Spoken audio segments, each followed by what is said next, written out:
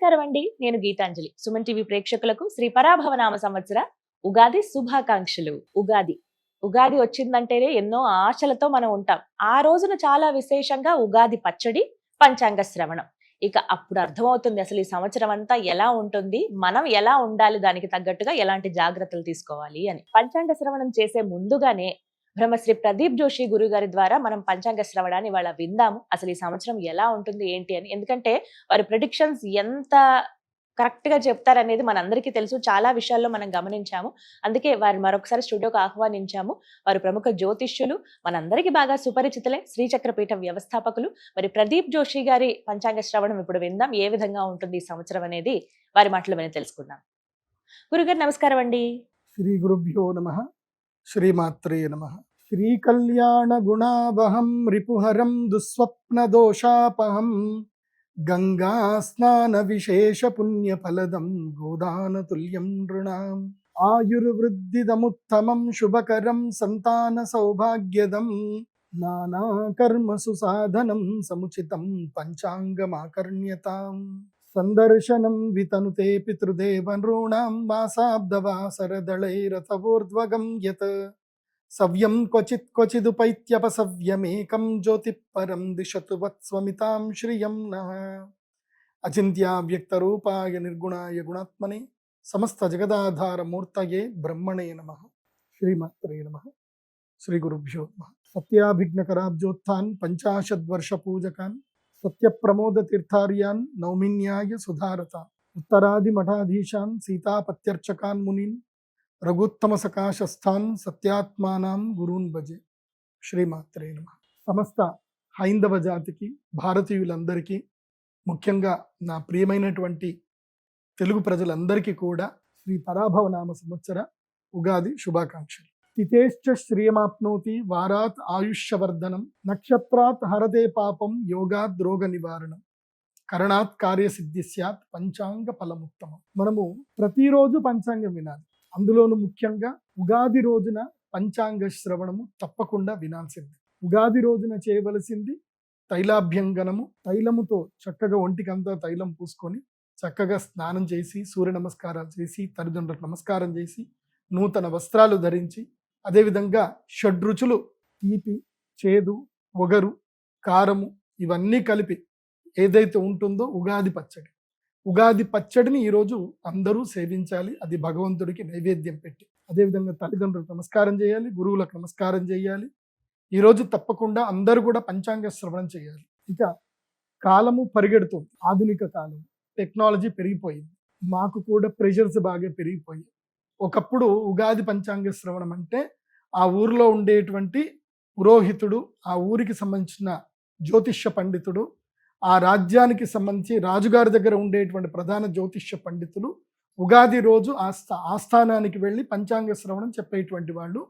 ప్రజలందరూ కూడా పెన్ను పేపర్లు తెచ్చుకొని అందరూ కూడా నోట్ చేసుకునేవాళ్ళు. ఈ సంవత్సరం ఏ పంటలు వేయాలి, కార్తెలు ఎప్పుడు వస్తాయి, ఏ కార్తెలు ఏ పంటలు వేయాలి, ఈసారి వర్షాలు ఎక్కువ పడతాయా పడవా, ఏ పంటలు వేయాలి, ఏ పంటలు వేయకూడదు, ఇలా అందరూ రాసుకొని ఆ సంవత్సరానికి సరిపడా ఎలా ఉంది అనే దాని మీద నిర్ణయం తీసుకొని ఆ సంవత్సరం ఏ పనులు చేయాలి, ఏ పనులు చేయకూడదని నిర్ణయించుకునేవాడు. మరి ఇప్పుడేమో టెక్నాలజీ పెరిగిపోయింది. ముందుగానే అందరికీ రాశి ఫలాలు చెప్పే పరిస్థితి ఇప్పుడు వచ్చింది. కాబట్టి ఒకవేళ అందరూ కూడా ఉగాదికి ముందు ఈ రాశి ఫలాలు విన్నా కానీ మళ్ళీ ఉగాది రోజు కూడా మళ్ళీ రాశి ఫలాలు శాస్త్రరీత్యా వినాలి. కాబట్టి ఉగాది రోజు అందరూ తప్పకుండా ఈ రాశి ఫలితాల్ని మళ్ళీ వినండి. తప్పకుండా అందరూ ఒక పెన్ను పేపర్ పెట్టుకోండి. నేను చెప్పేటువంటి విషయాలన్నీ కూడా నోట్ చేసుకోండి. క్యాలెండర్లో డేట్తో సహా చాలా విషయాలు చెప్తాను, అవన్నీ కూడా నోట్ చేసుకోండి. ఈ సంవత్సరం ఎలా ఉండబోతుందో అన్ని విషయాలు చెప్తాను, జాగ్రత్తగా అందరూ కూడా నోట్ చేసుకోండి. ఉగాది పంచాంగ శ్రవణం చెప్పే ముందు మొట్టమొదటిగా దీనికి ఉగాది అని పేరు ఎందుకు వచ్చింది అని చెప్పానంటే, మన తెలుగులో మనం అందరం కూడా ఉగాది అని అంటాము, కానీ వాస్తవంగా దీని పేరు యుగ ఆది. యుగమునకు ఆది అంటే యుగాలన్నీ మొదలయ్యేది ఈ రోజుతో మొదలవుతాయి. కాబట్టి మీనరాశిలో సూర్యగ్రహం ఉంటాడు. అదేవిధంగా అశ్విని నక్షత్రంలో చంద్రుడు ప్రారంభం చేయనప్పుడు అది చైత్ర మాసం నుంచి ప్రారంభమవుతుంది. ఏ మాసములో అయితే గనక అశ్విని నక్షత్రములో చంద్రుడు ఉన్నప్పుడు పూర్ణబింబం అవుతాడో అది ఆశ్వీజ మాసము. చిత్తా నక్షత్రంలో ఎప్పుడైతే గనక చంద్రుడు పౌర్ణమి రోజు వస్తాడో అది చైత్ర మాసం. సో చైత్రమాసము మొదలు మళ్ళీ చైత్రము, అక్కడి నుంచి తీసుకొని వైశాఖము, జ్యేష్టము, ఆషాఢం, శ్రావణం, భాద్రపదం 6 నెలలు అయిన తర్వాత ఆశ్వీజ మాసం. చైత్రమాసము ఆశ్వీజ మాసం అన్నట్టు ఉంటుంది.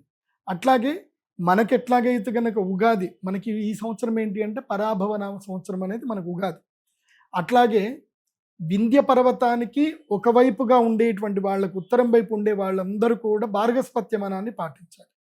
అక్కడ వాళ్ళకి ఆశ్వయుజ మాసంతో వాళ్ళకి సంవత్సరం మొదలవుతుంది. వాళ్ళకి అది భార్గస్పత్యమానము. వాళ్ళకి అందరికి కూడా రౌద్రి నామ సంవత్సరం, అంటే మధ్యప్రదేశ్కి పైన ఎవరైతే ఉంటారో వాళ్ళందరికీ ఈ సంవత్సరం రౌద్రి నామ సంవత్సరం. అంటే ఉత్తర భారతదేశానికి రౌద్రి నామ సంవత్సరము, దక్షిణ భారతదేశానికేమో పరాభవ నామ సంవత్సరం. ఇది బాగా గుర్తుపెట్టుకోండి. మరి ఈ సంవత్సరానికి పరాభవ నామ సంవత్సరం అని పేరు ఎందుకు వచ్చింది? పరాభవం అంటే అర్థం ఏమిటి? ఇది మనకి అర్థం చేసుకోవాలి. ఈ సంవత్సరము మనం రెండూ చూడాలి. రౌద్రినామ సంవత్సరాన్ని చూడాలి, పరాభవనామ సంవత్సరం ఉండాలి.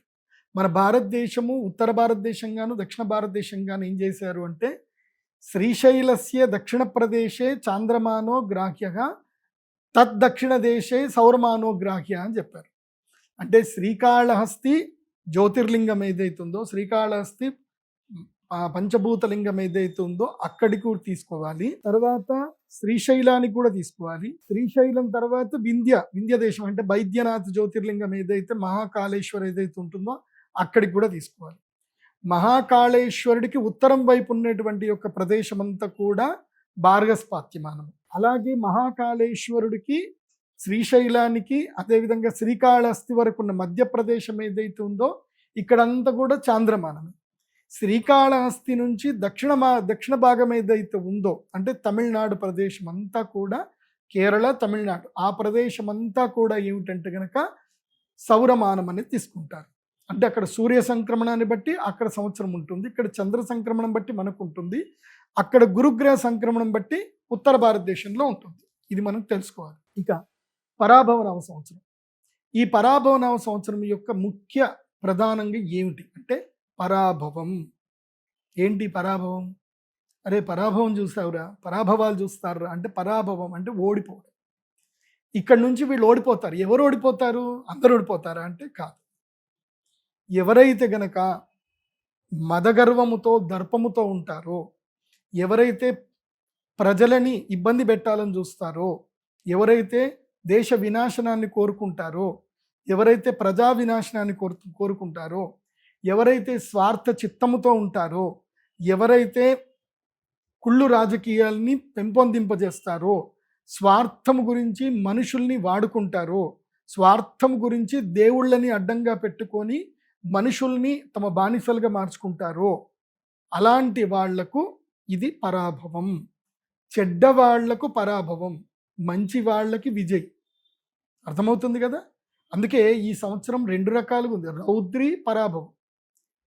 అంటే ఎవరైతే గనక మదగర్వంతో ఉంటారో చెడ్డవాళ్ళందరికీ పరాభవము ఈ సంవత్సరం తప్పకుండా జరుగుతుంది.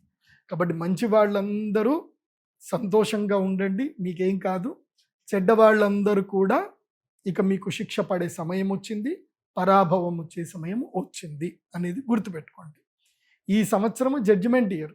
ఎవరెవరైతే తప్పులు చేస్తారో, ఎవరెవరైతే ద్రోహాలు చేస్తారో, మోసాలు చేస్తారో, తప్పులు చేసి డబ్బులు విపరీతంగా సంపాదించి నేనే గొప్ప అని ఎవడైతే ఉంటాడో, ఎవరైతే ప్రజలని హింసిస్తాడో, ఎవరైతే స్త్రీలని, శిశువులని అందరిని హింసిస్తారో వాళ్ళందరూ కూడా దుఃఖపడేటువంటి సంవత్సరము పరాభవనామ సంవత్సరం. ఇక రౌద్రినామ సంవత్సరం యొక్క లక్షణం ఏంటి అని అంటే, రౌద్రం అంటే ప్రజలు ఆక్రందనలు చేస్తారు, ఆక్రోశాలకు వెళతారు, కోపాలకు వెళతారు, గొడవలు జరుగుతాయి, మత కల్లోలాలు జరుగుతాయి. ఇవన్నీ కూడా ఎక్కడ జరుగుతాయి? మహాకాళేశ్వరుడికి ఉత్తరం వైపు గంతే జరుగుతుంది. అంటే బెంగాల్ కానీ, బీహార్ కానీ, అదేవిధంగా హర్యానా కానీ, ఈ రాష్ట్రాలలో ఇక్కడ మత కల్లోలాలు ఎక్కువగా జరిగేటువంటి అవకాశం ఉంటుంది. ముఖ్యంగా మధ్యప్రదేశ్లోను, అదేవిధంగా ఉత్తరప్రదేశ్లోను కూడా మత ఛాందసవాదులు ఎక్కువ అవుతారు. వాళ్ళు చేసేటువంటి విచ్చలవిడితనాలకు సామాన్యులు కూడా బలే అవకాశం ఉంటుంది. ఈ సంవత్సరము కొన్ని రాష్ట్రాల్లో, ముఖ్యంగా వెస్ట్ బెంగాల్లో కానీ అక్కడ రాష్ట్రపతి పరిపాలన వచ్చేటువంటి అవకాశం ఉంటుంది. అదేవిధంగా ఈశాన్య రాష్ట్రాల్లో కూడా మళ్ళీ పూర్తిగా రాష్ట్రపతి పరిపాలన పెరిగేటువంటి అవకాశం ఉంటుంది. కశ్మీర్లోనూ మళ్ళీ రాష్ట్రపతి పరిపాలన కూడా వచ్చే అవకాశాలు ఈ సంవత్సరం మెరుగ్గా కనిపిస్తున్నాయి. అది కూడా సెప్టెంబర్ మాసంలో ఎక్కువగా ఉంటున్నాయి, భాద్రపద మాసంలో ఎక్కువగా కనబడే అవకాశాలు ఉన్నాయి. ముందుగా పరాభవనామ సంవత్సరం, ఇప్పుడు కలియుగము గడిచి ఎన్ని సంవత్సరాలు జరిగిందనంటే 5127 సంవత్సరాలు అయ్యింది. కలియుగం యొక్క మొత్తం ఎన్ని సంవత్సరాలు కలియుగం అంటే 42,000 సంవత్సరాలు కలియుగం ఉంటుంది. అందులోపల 5120 సంవత్సరాలు అయిపోయానంటే కలియుగంలో కేవలము 1.5% లోపలనే కలియుగం అయిపోయింది. ఇక అంటే సంధికాలం అయిపోయింది. వాస్తవమైన కలియుగం ప్రారంభమయ్యేది ఇప్పటి నుంచి ఎలా ఉంటుంది అని అంటే నీళ్ల కోసం కష్టాలు ప్రారంభమవుతాయి. జాగ్రత్తగా వినండి, నీళ్ల కోసం కష్టాలు ప్రారంభమవుతాయి. మీరు ఇప్పటి వరకు లీటర్ నీళ్లు 20 రూపాయలు పెట్టి కొనుక్కుంటున్నారుగా, ఇకపై 25 రూపాయలు అవుతుంది, తర్వాత 30 రూపాయలు అవుతుంది. రస పదార్థాలన్నీ కూడా, జల పదార్థాలన్నీ కూడా ధరలు పెరిగిపోతాయి. ఆయిల్ ధరలు పెరిగిపోతాయి, గ్యాసుల ధరలు పెరిగిపోతాయి. సో ఇక్కడి నుంచి వస్తువుల యొక్క ధరలు పెరుగుతాయి. కాబట్టి మీ యొక్క ఇన్కమ్ కూడా పెంచుకునే ప్రయత్నాలు చేయాలి. చెప్తాను, ఇంకా నవనాయకుల ఫలితాలు చెప్పినప్పుడు చాలా విషయాలు చెప్తాను. ఇప్పుడు ఎందుకు ఈ విషయం చెప్తున్నాను అంటే ఇది కలికాలము యొక్క వాస్తవమైన సిచ్యువేషన్స్ ప్రారంభమవడం మొదలవుతుంది. ఇప్పటి నుంచి మొదలవుతుంది. ప్రజల్లో దైవం పట్ల భయం ఎక్కువగా పెరుగుతుంది, దైవం పట్ల సానుకూలత పెరుగుతుంది, భయం ఎక్కువ అవుతుంది, పాపభీతి పెరుగుతుంది. కాబట్టి ఎక్కువగా దేవాలయాలకు వెళతారు, దేవుళ్ళని శరణాగతి వెళతారు, యజ్ఞ యాగాదులు ఎక్కువగా జరుగుతాయి. ఈ సంవత్సరము బాగుంది. ఈ సంవత్సరం ఎలా ఉంటుంది, పరాభవనామ సంవత్సరం యొక్క పేరుతోటి ఏముంటుంది అని చెప్పారు. పార్థివైర్ మండలీకైశ్చ సామంతైర్ దండనాయకై పీడ్యంతే వై ప్రజా సర్వాః క్షుధార్థాశ్చ పరాభవే. పరాభవనామ సంవత్సరం ఎలా ఉంటుంది అనేది మనకి ఈ సంవత్సరం మొదల్లోనే తెలుస్తుందండి. ఏమని చెప్తున్నారు? పార్థివైర్ మండలీకైశ్చ సామంతైర్ దండనాయకై పీడ్యంతే ప్రజా పీడ్యంతే, ప్రజలు పీడింపబడతారు సామంతరాజుల చేత కానీ, అదేవిధంగా దేశాలు కొట్లాడుకునే దానితోటి కానీ ప్రజలు విపరీతమైనటువంటి దుఃఖం పడతారు. ఇది వాస్తవమే. పరాభవనామ సంవత్సరం మొదలయ్యింది. ఈరోజు పరాభవనామ సంవత్సరానికి దాదాపుగా 35వ రోజు 30వ రోజు అవుతుంది. సో పరాభవనామ సంవత్సరం మొదలై మనకి చంద్రగ్రహణము సూర్యగ్రహణం వచ్చింది. చంద్రగ్రహణం ఏ రోజైతే ఏర్పడిందో అదే రోజు యుద్ధం ప్రారంభమైంది. ఇది ఇరాను, ఇజ్రాయిల్, అదేవిధంగా అమెరికా యుద్ధం ప్రారంభమైంది. ఇది మామూలు యుద్ధం అయితే కాదు, ఇది చాలా పెద్ద యుద్ధము. ఇది ప్రపంచ యుద్ధానికి దారి తీసేటువంటి యుద్ధము. ఇది జరుగుతుంది కూడా. ఇది ఒక ఆర్థిక సంక్షోభానికి ప్రజల్ని ముందుకు తీసుకెళ్తుంది. ఆర్థిక సంక్షోభం లోపలికి ప్రజలందరినీ నెడుతుంది. ఎక్కడో అక్కడ యుద్ధం జరిగింది, మనకేం జరగదు అని మాత్రం అనుకోవద్దు. దీనివల్ల ఏం జరుగుతుంది అని అంటే విపరీతమైనటువంటి సంక్షోభం ఏర్పడుతుంది. ముఖ్యంగా ప్రజల్లో నీటి ఎద్దడి ఏర్పడుతుంది. ఇప్పుడు మనం ఇరాన్ కానీ ఇరాక్ తీసుకున్నా, సౌదీ అరేబియా, బెహ్రాను, తర్వాత ఇంకా అరబ్ కంట్రీ ఎడారి దేశం అని అంటారు. ఎడారి దేశంలో నీళ్లు లేవు, వాళ్ళు సముద్రం నీళ్ళని మార్చుకొని వాళ్ళు మంచినీళ్ళ కింద మార్చుకుంటున్నారు. కాబట్టి ఇప్పుడు దాని మీద కూడా దాడి జరుగుతుంది. క్షుధార్థ, ఆకలి బాధతో ప్రజలు అల్లకల్లోలము ఉంటుంది, విలవిల్లాడుతూ ఉంటారు. ఎందుకోసమంటే మన భారతదేశం నుంచి కానీ వేరే దేశాల నుంచి అక్కడికి షిప్పులు వెళితే తప్ప అక్కడ న్యాచురల్ రిసోర్స్ అయినటువంటి ఆహారం, వాళ్ళకి న్యాచురల్ రిసోర్స్ లేదు. ఆహారం షిప్పులో నుంచే వెళ్ళాలి. శని ఎక్కడున్నాడు అంటే మీనరాశిలో ఉన్నాడు. జలక్షేత్రంలో మీనము అంటే ఏంటి? చేపలు ఎక్కడ ఉంటాయి? నీళ్లలో ఉంటాయి. అది ఏ రాశి అని అంటే మీనరాశి. మీనరాశిలో ఎవరున్నారు? శనిగ్రహం ఉన్నాడు. కాబట్టి సముద్ర సంక్షోభం ఏర్పడుతుంది, సముద్రపు దొంగలు పెరుగుతారు. సో నౌకలన్నీ సముద్రంలో మునిగిపోతాయి, నౌకా యుద్ధం జరుగుతుంది. దీనితోటి అరబ్ కంట్రీస్లో పూర్తిగా సంక్షోభం ఏర్పడుతుంది. సంక్షోభం ఏర్పడి ఆహార ధాన్యాలు దొరకవు, తిండి దొరకదు, నీళ్లు దొరకవు. అలాంటి పరిస్థితులు ఈ సంవత్సరం ఎక్కువగా ఏర్పడే అవకాశాలు కనిపిస్తున్నాయి. మనం భారతీయులం, మనం అంత అదృష్టవంతులమే. ఇది మళ్ళీ ఏం చెప్తున్నారు? మన భారతదేశానికి చూస్తే దీని లెక్క ప్రకారం మన దాంట్లో కనుక చూస్తే కనుక భారతదేశంలో ప్రజలందరూ కూడా రోగపీడితులు ఎక్కువగా అవుతారు. ముఖ్యంగా ఒక మహమ్మారి ఉంది, డయాబెటీస్ అనే ఒక మహమ్మారి ఉంది. అది 10 మందిలో 8 మందికి తగులుతుంది. దాని యొక్క మహమ్మారికి అందరూ కూడా లోనవుతూనే ఉంటారు. ఆహార పదార్థాలు విచారణ ప్రజల్లో మార్పు తీసుకురావాలి. అందుకే ఈ సంవత్సరము అపరధాన్యములైనటువంటి చామలు, కొర్రలు ఇవన్నీ కూడా బాగా పండుతాయి. నేను ఈ సంవత్సరం రైతులందరికీ కూడా చెప్పేది ఏమిటంటే, కొన్ని విషయాలు కూడా చెప్తాను, కానీ ఇప్పుడు ఈ సంవత్సరానికి సంబంధించిన శ్లోకం ద్వారా మీకు చెప్పేది ఏంటంటే, రైతులు ఈజీ మెథడ్లో పంటలు పండించడానికి చూడకండి. హైబ్రిడ్ విత్తనాల జోలికి వెళ్ళకండి. హైబ్రిడ్ విత్తనాలను దూరం పెట్టండి. ఎందుకోసమంటే అన్నం పెట్టేది మీరే అన్నం సరిగ్గా పెట్టకపోతే ప్రజలందరూ కూడా ఆరోగ్యం పాడు చేసుకుంటారు. ఆ ప్రజల్లో ఎవరు ఉండరు, మీ కుటుంబ సభ్యులు కూడా ఉంటారు. కాబట్టి రైతులందరూ కూడా దేశీ విత్తనాలు తీసుకోండి. నవారా, రత్నచోడి, అదేవిధంగా ఇంకా చాలా ఉన్నాయి, చిట్టి ముత్యాలు లాంటివి దేశవాళీ విత్తనాలు తీసుకొని పంటలు పండించండి, వాటిని వృద్ధి చేయండి అని చెప్తాను. హైబ్రిడ్ విత్తనాలు జోలికి వెళ్ళకండి, హైబ్రిడ్ వడ్ల జోలికి వెళ్ళకండి అని చెప్పి రైతులందరూ కూడా చెప్తున్నాను. ఎందుకోసం అంటే క్షుధార్తాహ, క్షుత్ అంటే ఆకలి బాధలు. ఈ సంవత్సరం ప్రజలకి ఆకలి బాధ ఎక్కువగా ఉంటుంది. ఆకలితో చాలామంది అలమటిస్తారు. ఇవాళ ప్రపంచం మొత్తం మీద అందరికీ ఆహారం పెడుతుంది ఎవరు అంటే భారతదేశం. ప్రపంచం మొత్తం మీద ఆకలి 30% ఆకలి తీరుస్తుంది భారతదేశం. మన భారతీయ రైతులు పండించేటువంటి ఏవైతే బియ్యం ఏదైతే ఉన్నాయో, ఆహార ధాన్యాలు ఏవైతే ఉన్నాయో అవి ప్రపంచ దేశంలో అందరు తింటున్నారు. కానీ ఈ సంవత్సరం ఏం జరుగుతుంది అని అంటే, ప్రకృతి విపత్తులు బాగా పెరుగుతాయి, ఆహార ధాన్యం లోపల నష్టం జరుగుతుంది. ప్రజలు ఎక్కువగా వ్యవసాయం చేయడానికి మక్కువ చూపించరు. ఇది ఈ సంవత్సరం చాలా దారుణాలు ఉన్నాయి. మక్కువ చూపించరు. ప్రజలు ఏం చేస్తారు అంటే ఈజీ మెథడ్లోకి వెళతారు. దానితోటి కలుషితమైన ఆహారము, హైబ్రిడ్ విత్తనాలు, హైబ్రిడ్ ఆహార పదార్థాలు ప్రజల్లోకి వెళతాయి. దాంట్లో ప్రజలందరూ కూడా ఆహార మాధ్యమంగా ఆహారం సరిగ్గా దొరకదు, తిన్న ఆహారంతో కడుపు సరిగ్గా నిండదు, రోగాల బారిన పడతారు. అందుకే ఏం చెప్పారు, పీఠ్యంతే వై ప్రజాః, ప్రజలందరూ కూడా పీడింపబడతారు. క్షుధార్తాః, ఆకలి బాధలు ఉంటాయి, నీటి ఎద్దడి కొనసాగుతుంది, ప్రజల్లో నీళ్లు కలుషితమైపోతాయి, విషపూరితమైన నీళ్లు తాగి మూకుమ్మడిగా జనాలు చనిపోయే అవకాశం ఈ సంవత్సరం ఎక్కువగా ఉంటుంది. కాబట్టి నీటి పట్ల అప్రమత్తత పాటించండి. ఈ సంవత్సరము ప్రజలు కాపాడుకోవాల్సింది నీళ్లను కాపాడుకోవాలి, నీటిని జాగ్రత్తగా వాడుకోండి, బాగా గుర్తుపెట్టుకోండి. ఇంకొక ట్రిక్ చెప్తాను. ఈ మధ్య కొన్ని వాటర్ బాటిల్స్ వచ్చాయి, మీకు అమెజాన్ లాంటి వెబ్సైట్లో దొరుకుతాయి. ఆల్కలైన్ వాటర్ బాటిల్స్ అని దొరుకుతున్నాయి.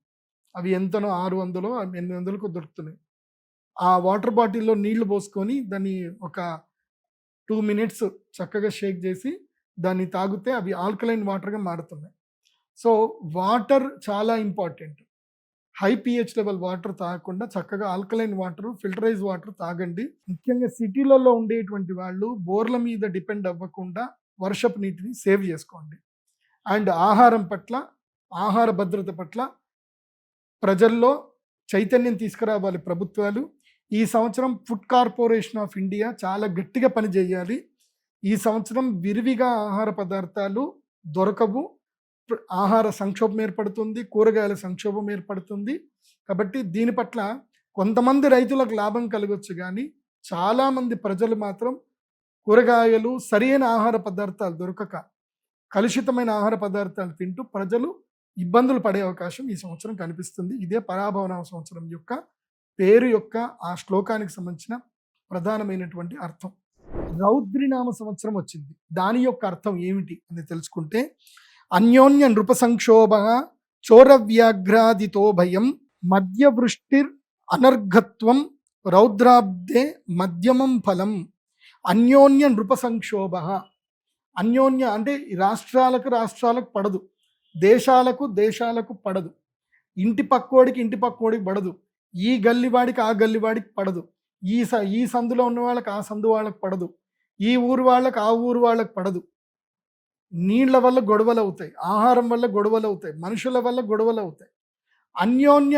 అన్యోన్య నృప సంక్షోభ, ఒకళ్ళనొక్కళ్ళు తిట్టుకుంటారు, ఒక్కోళ్ళని చూసి ఒక్కోళ్ళు ఓర్వరు, ఇవి జరుగుతాయి. చోర వ్యాఘ్రాదితో భయం. ఈ సంవత్సరం దొంగలు బాగా పెరిగిపోతారు. ఈజీ మనీకి అలవాటు పడి జనాలు చాలామంది మోసపోతారు. మోసపోయే అవకాశం ఉంటుంది. ఒక్కటి బాగా గుర్తుపెట్టుకోండి జీవితం లోపల, ఎవరైనా మీకు ఏ యూట్యూబ్ ఛానల్లో అయినా, ఎక్కడైనా, ఏ సోషల్ మీడియాలో అయినా మీకు ఇది ఫ్రీ అని చెప్పారే అనుకోండి, వాళ్ళని బ్లాక్ చేయండి. ఎవడైతే ఫ్రీ అన్నాడో వాడిని బ్లాక్ చేసేయండి. ఫ్రీ ఏదీ లేదు ప్రపంచం. ఫ్రీ అంటే అర్థం ఏంటంటే ఎరేసారు అని అర్థం. చేపకి ఎర ఎట్లా వేస్తారు? ఫ్రీగా వేస్తారు. ఫ్రీగా దొరుకుతుంది అని చేప వస్తుంది, ఎరకు పడుతుంది.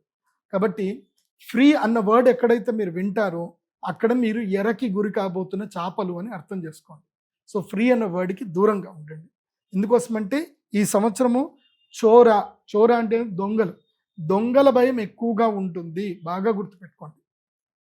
అది కాకుండా ఎవడైనా సరే మీరు ₹1,00,000 ఇవ్వండి, నీకు నెలకి ₹5 వడ్డీ ఇస్తాము, ₹10 వడ్డీ ఇస్తాము అని అంటే మాత్రం నమ్మకండి. ప్రామిసరీ నోట్లు, చెక్కులు ఎందుకు పని చెయ్యవు. మీరు కోర్టు చుట్టూ తిరగడం తప్ప ఎవ్వరికి ప్రయోజనం ఉండదు. కొంతమంది ప్రయోజనం ఉంటుంది, అడ్వకేట్లకు ప్రయోజనం ఉంటుంది, కోర్టులో ఉండేటువంటి టీ కొట్టు వాడికి ప్రయోజనం ఉంటుంది, టిఫిన్ సెంటర్ వాళ్ళకి ప్రయోజనం ఉంటుంది, మిమ్మల్ని అటు ఇటు తిప్పేటువంటి డ్రైవర్ల ప్రయోజనం ఉంటుంది తప్ప మీకు ₹1 కూడా రాదు. కాబట్టి ఈ ₹2 వడ్డీ మీకు బ్యాంకు వడ్డీ కన్నా ఎవరైనా ఎక్కువ వడ్డీ ఇస్తున్నారు అని చెప్పినా, ప్రామిసరీ నోట్ల మీద మీరు డబ్బులు వడ్డీలకు ఇచ్చినా మీరు మోసపోతారు. కాబట్టి ఈ సంవత్సరము దొంగల భయం ఎక్కువగా ఉంటుంది, మోసగాళ్ల భయం ఎక్కువగా ఉంటుంది. అట్లాగే మార్కెట్లో కొత్త రకమైన మోసాలు దిగుతారు. ఏమిటంటే మా దగ్గర యాంటీ మ్యాటర్ ఉందని, మా దగ్గర సరికొత్తమైనటువంటి పదార్థం ఉందని, ఇది రేర్ ఎర్త్ మెటీరియల్ అని, ఇరీడియం అని, తర్వాత యురేనియం అని చెప్పి ఇవన్నీ కూడా చెప్పుకుంటూ ఇవన్నీ మా దగ్గర ఉన్నాయి, సీక్రెట్గా ఉన్నాయి, ఇవి అమ్ముతే కొన్ని కోట్ల రూపాయలు వస్తాయి, మాకు మీరు కొంచెం పెట్టుబడి సాయం చేయండి, అమ్మడానికి పెట్టుబడి సాయం చేయండి అని చాలామంది మోసగాళ్ళు మీ దగ్గరికి వస్తారు. అవి అన్నీ అబద్ధాలు. ఈ ప్రపంచంలో రేర్ ఎర్త్ మెటీరియల్స్ ఏవి లేవు. అవి ఉన్నా కానీ దాని మీద ఆల్రెడీ భారతీయ నిఘా వ్యవస్థ చాలా ఎక్కువగా ఉంటుంది. కాబట్టి వాటి పట్ల ఏవి వెళ్ళకండి. ఈ రైస్ పుల్లింగ్ వాటి మోసాల జోలికి వెళ్ళకండి. ఈ సంవత్సరము దొంగలు కొత్త మేకప్ వేసుకొని వస్తారు, సరికొత్త మేకప్ వేసుకొని దొంగలు వస్తారు. కాబట్టి ఈ సైబర్ మోసాలు కానీ, ఏది మిమ్మల్ని డిజిటల్ అరెస్ట్ చేసామని చెప్పి మీరు ఓటీపీలు చెప్పండి అను వెరైటీ వస్తారు. కాబట్టి ఈ సంవత్సరము చదువు రానటువంటి వారైనా, చదువు వచ్చిన వారైనా మీ యొక్క నెట్ బ్యాంకింగ్ని పూర్తిగా సేవ్ చేసుకొని ఏదైతే ఉంటుందో చిన్న ఫోన్లు వాడండి. ఈ సంవత్సరం అయితే నేను అందరికీ ఏం చెప్తాను అంటే నోకియా ఫోన్లు వాడండి అని చెప్తాను. ఏవి చిన్న కీప్యాడ్ ఫోన్లు ఉంటాయి కదా, అవి వాడండి. అవి వాడితే మీరు సైబర్ మోసగాళ్ళు ఎరపడరు. ఎందుకోసం అంటే ఈ సంవత్సరము సైబర్ మోసగాళ్ళు చాలా ఎక్కువగా తయారవుతారు. మీకు తెలియకుండానే మీ మొబైల్లోనే మీకు యాప్లు డౌన్లోడ్ అయిపోతాయి, మీ యొక్క ఓటీపీలు వాళ్ళే హ్యాక్ చేస్తారు, మీ బ్యాంకులో ఉన్న డబ్బంతా ఖాళీ అయిపోతుంది. చాలా జాగ్రత్తగా ఉండండి. స్మార్ట్ ఫోన్లు వినియోగించే విషయంలో, నెట్ బ్యాంకింగ్ విషయంలో చాలా అప్రమత్తంగా ఉండండి. నేనైతే క్లియర్గా చెప్తాను, నెట్ బ్యాంకింగ్ ఏదైతే వాడుతున్నారో ఆ ఫోన్ని సపరేట్గా పెట్టండి. మీరు రెగ్యులర్గా వాడే ఫోన్ ఒకటి పెట్టుకోండి. రెగ్యులర్గా మీరు వాడే అకౌంట్ ఏదైతే ఉందో దాంట్లో కొంచెమే బ్యాలెన్స్ ఉంచుకోండి, ఎక్కువ బ్యాలెన్స్ ఉంచుకోకండి. మీ ఎక్కువ మొత్తం డబ్బున్న వాటికి నెట్ బ్యాంకింగ్ ఫెసిలిటీస్ తీసేసుకోండి. మీరు డైరెక్ట్గా బ్యాంకులో వెళ్ళి మీరు చెక్ సంతకం పెట్టి ఆర్టీజీఎస్ చేస్తే తప్ప వెళ్లకుండా అలాంటి బ్యాంక్ అకౌంట్ ఒకటి పెట్టుకొని దాంట్లో ఎక్కువ మొత్తం డబ్బులు పెట్టుకోండి, సేఫ్గా ఉంటారు. లేదంటే ఉన్న డబ్బంతా కూడా ఖాళీ అయిపోతుంది. చాలా జాగ్రత్తగా ఉండండి. ఇక వ్యాఘ్ర భయం అని కూడా ఉంది. చిరుత పులులు, అదేవిధంగా పులులు ఊర్లోకి వస్తాయి. ఎందుకోసమంటే మనం అడవులన్నింటినీ మనం తినేస్తున్నాం కదా, పోడు భూములు అని చెప్పి.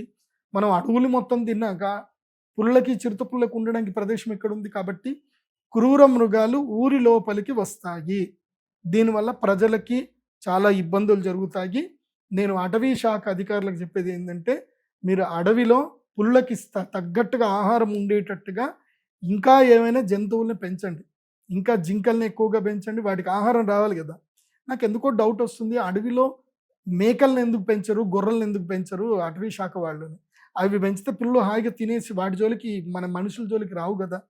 సో అది ఏమన్నా ఉంటే, ఐడియా ఉంటే ఫాలో చేయండి. మాకు ఆ రూల్స్ అయితే తెలియవు. కాకపోతే ఈ సంవత్సరము అడవి మృగాల వల్ల మాత్రం గిరిజనులకి కీడు ఉంటుంది, గిరిజనులకి సంక్షోభం అయితే ఉండే అవకాశం ఉంటుంది. ఏదో చిన్న చితికైతే మరణాలు అయితే జరిగే అవకాశం ఉంటుంది, జాగ్రత్తగా ఉండండి.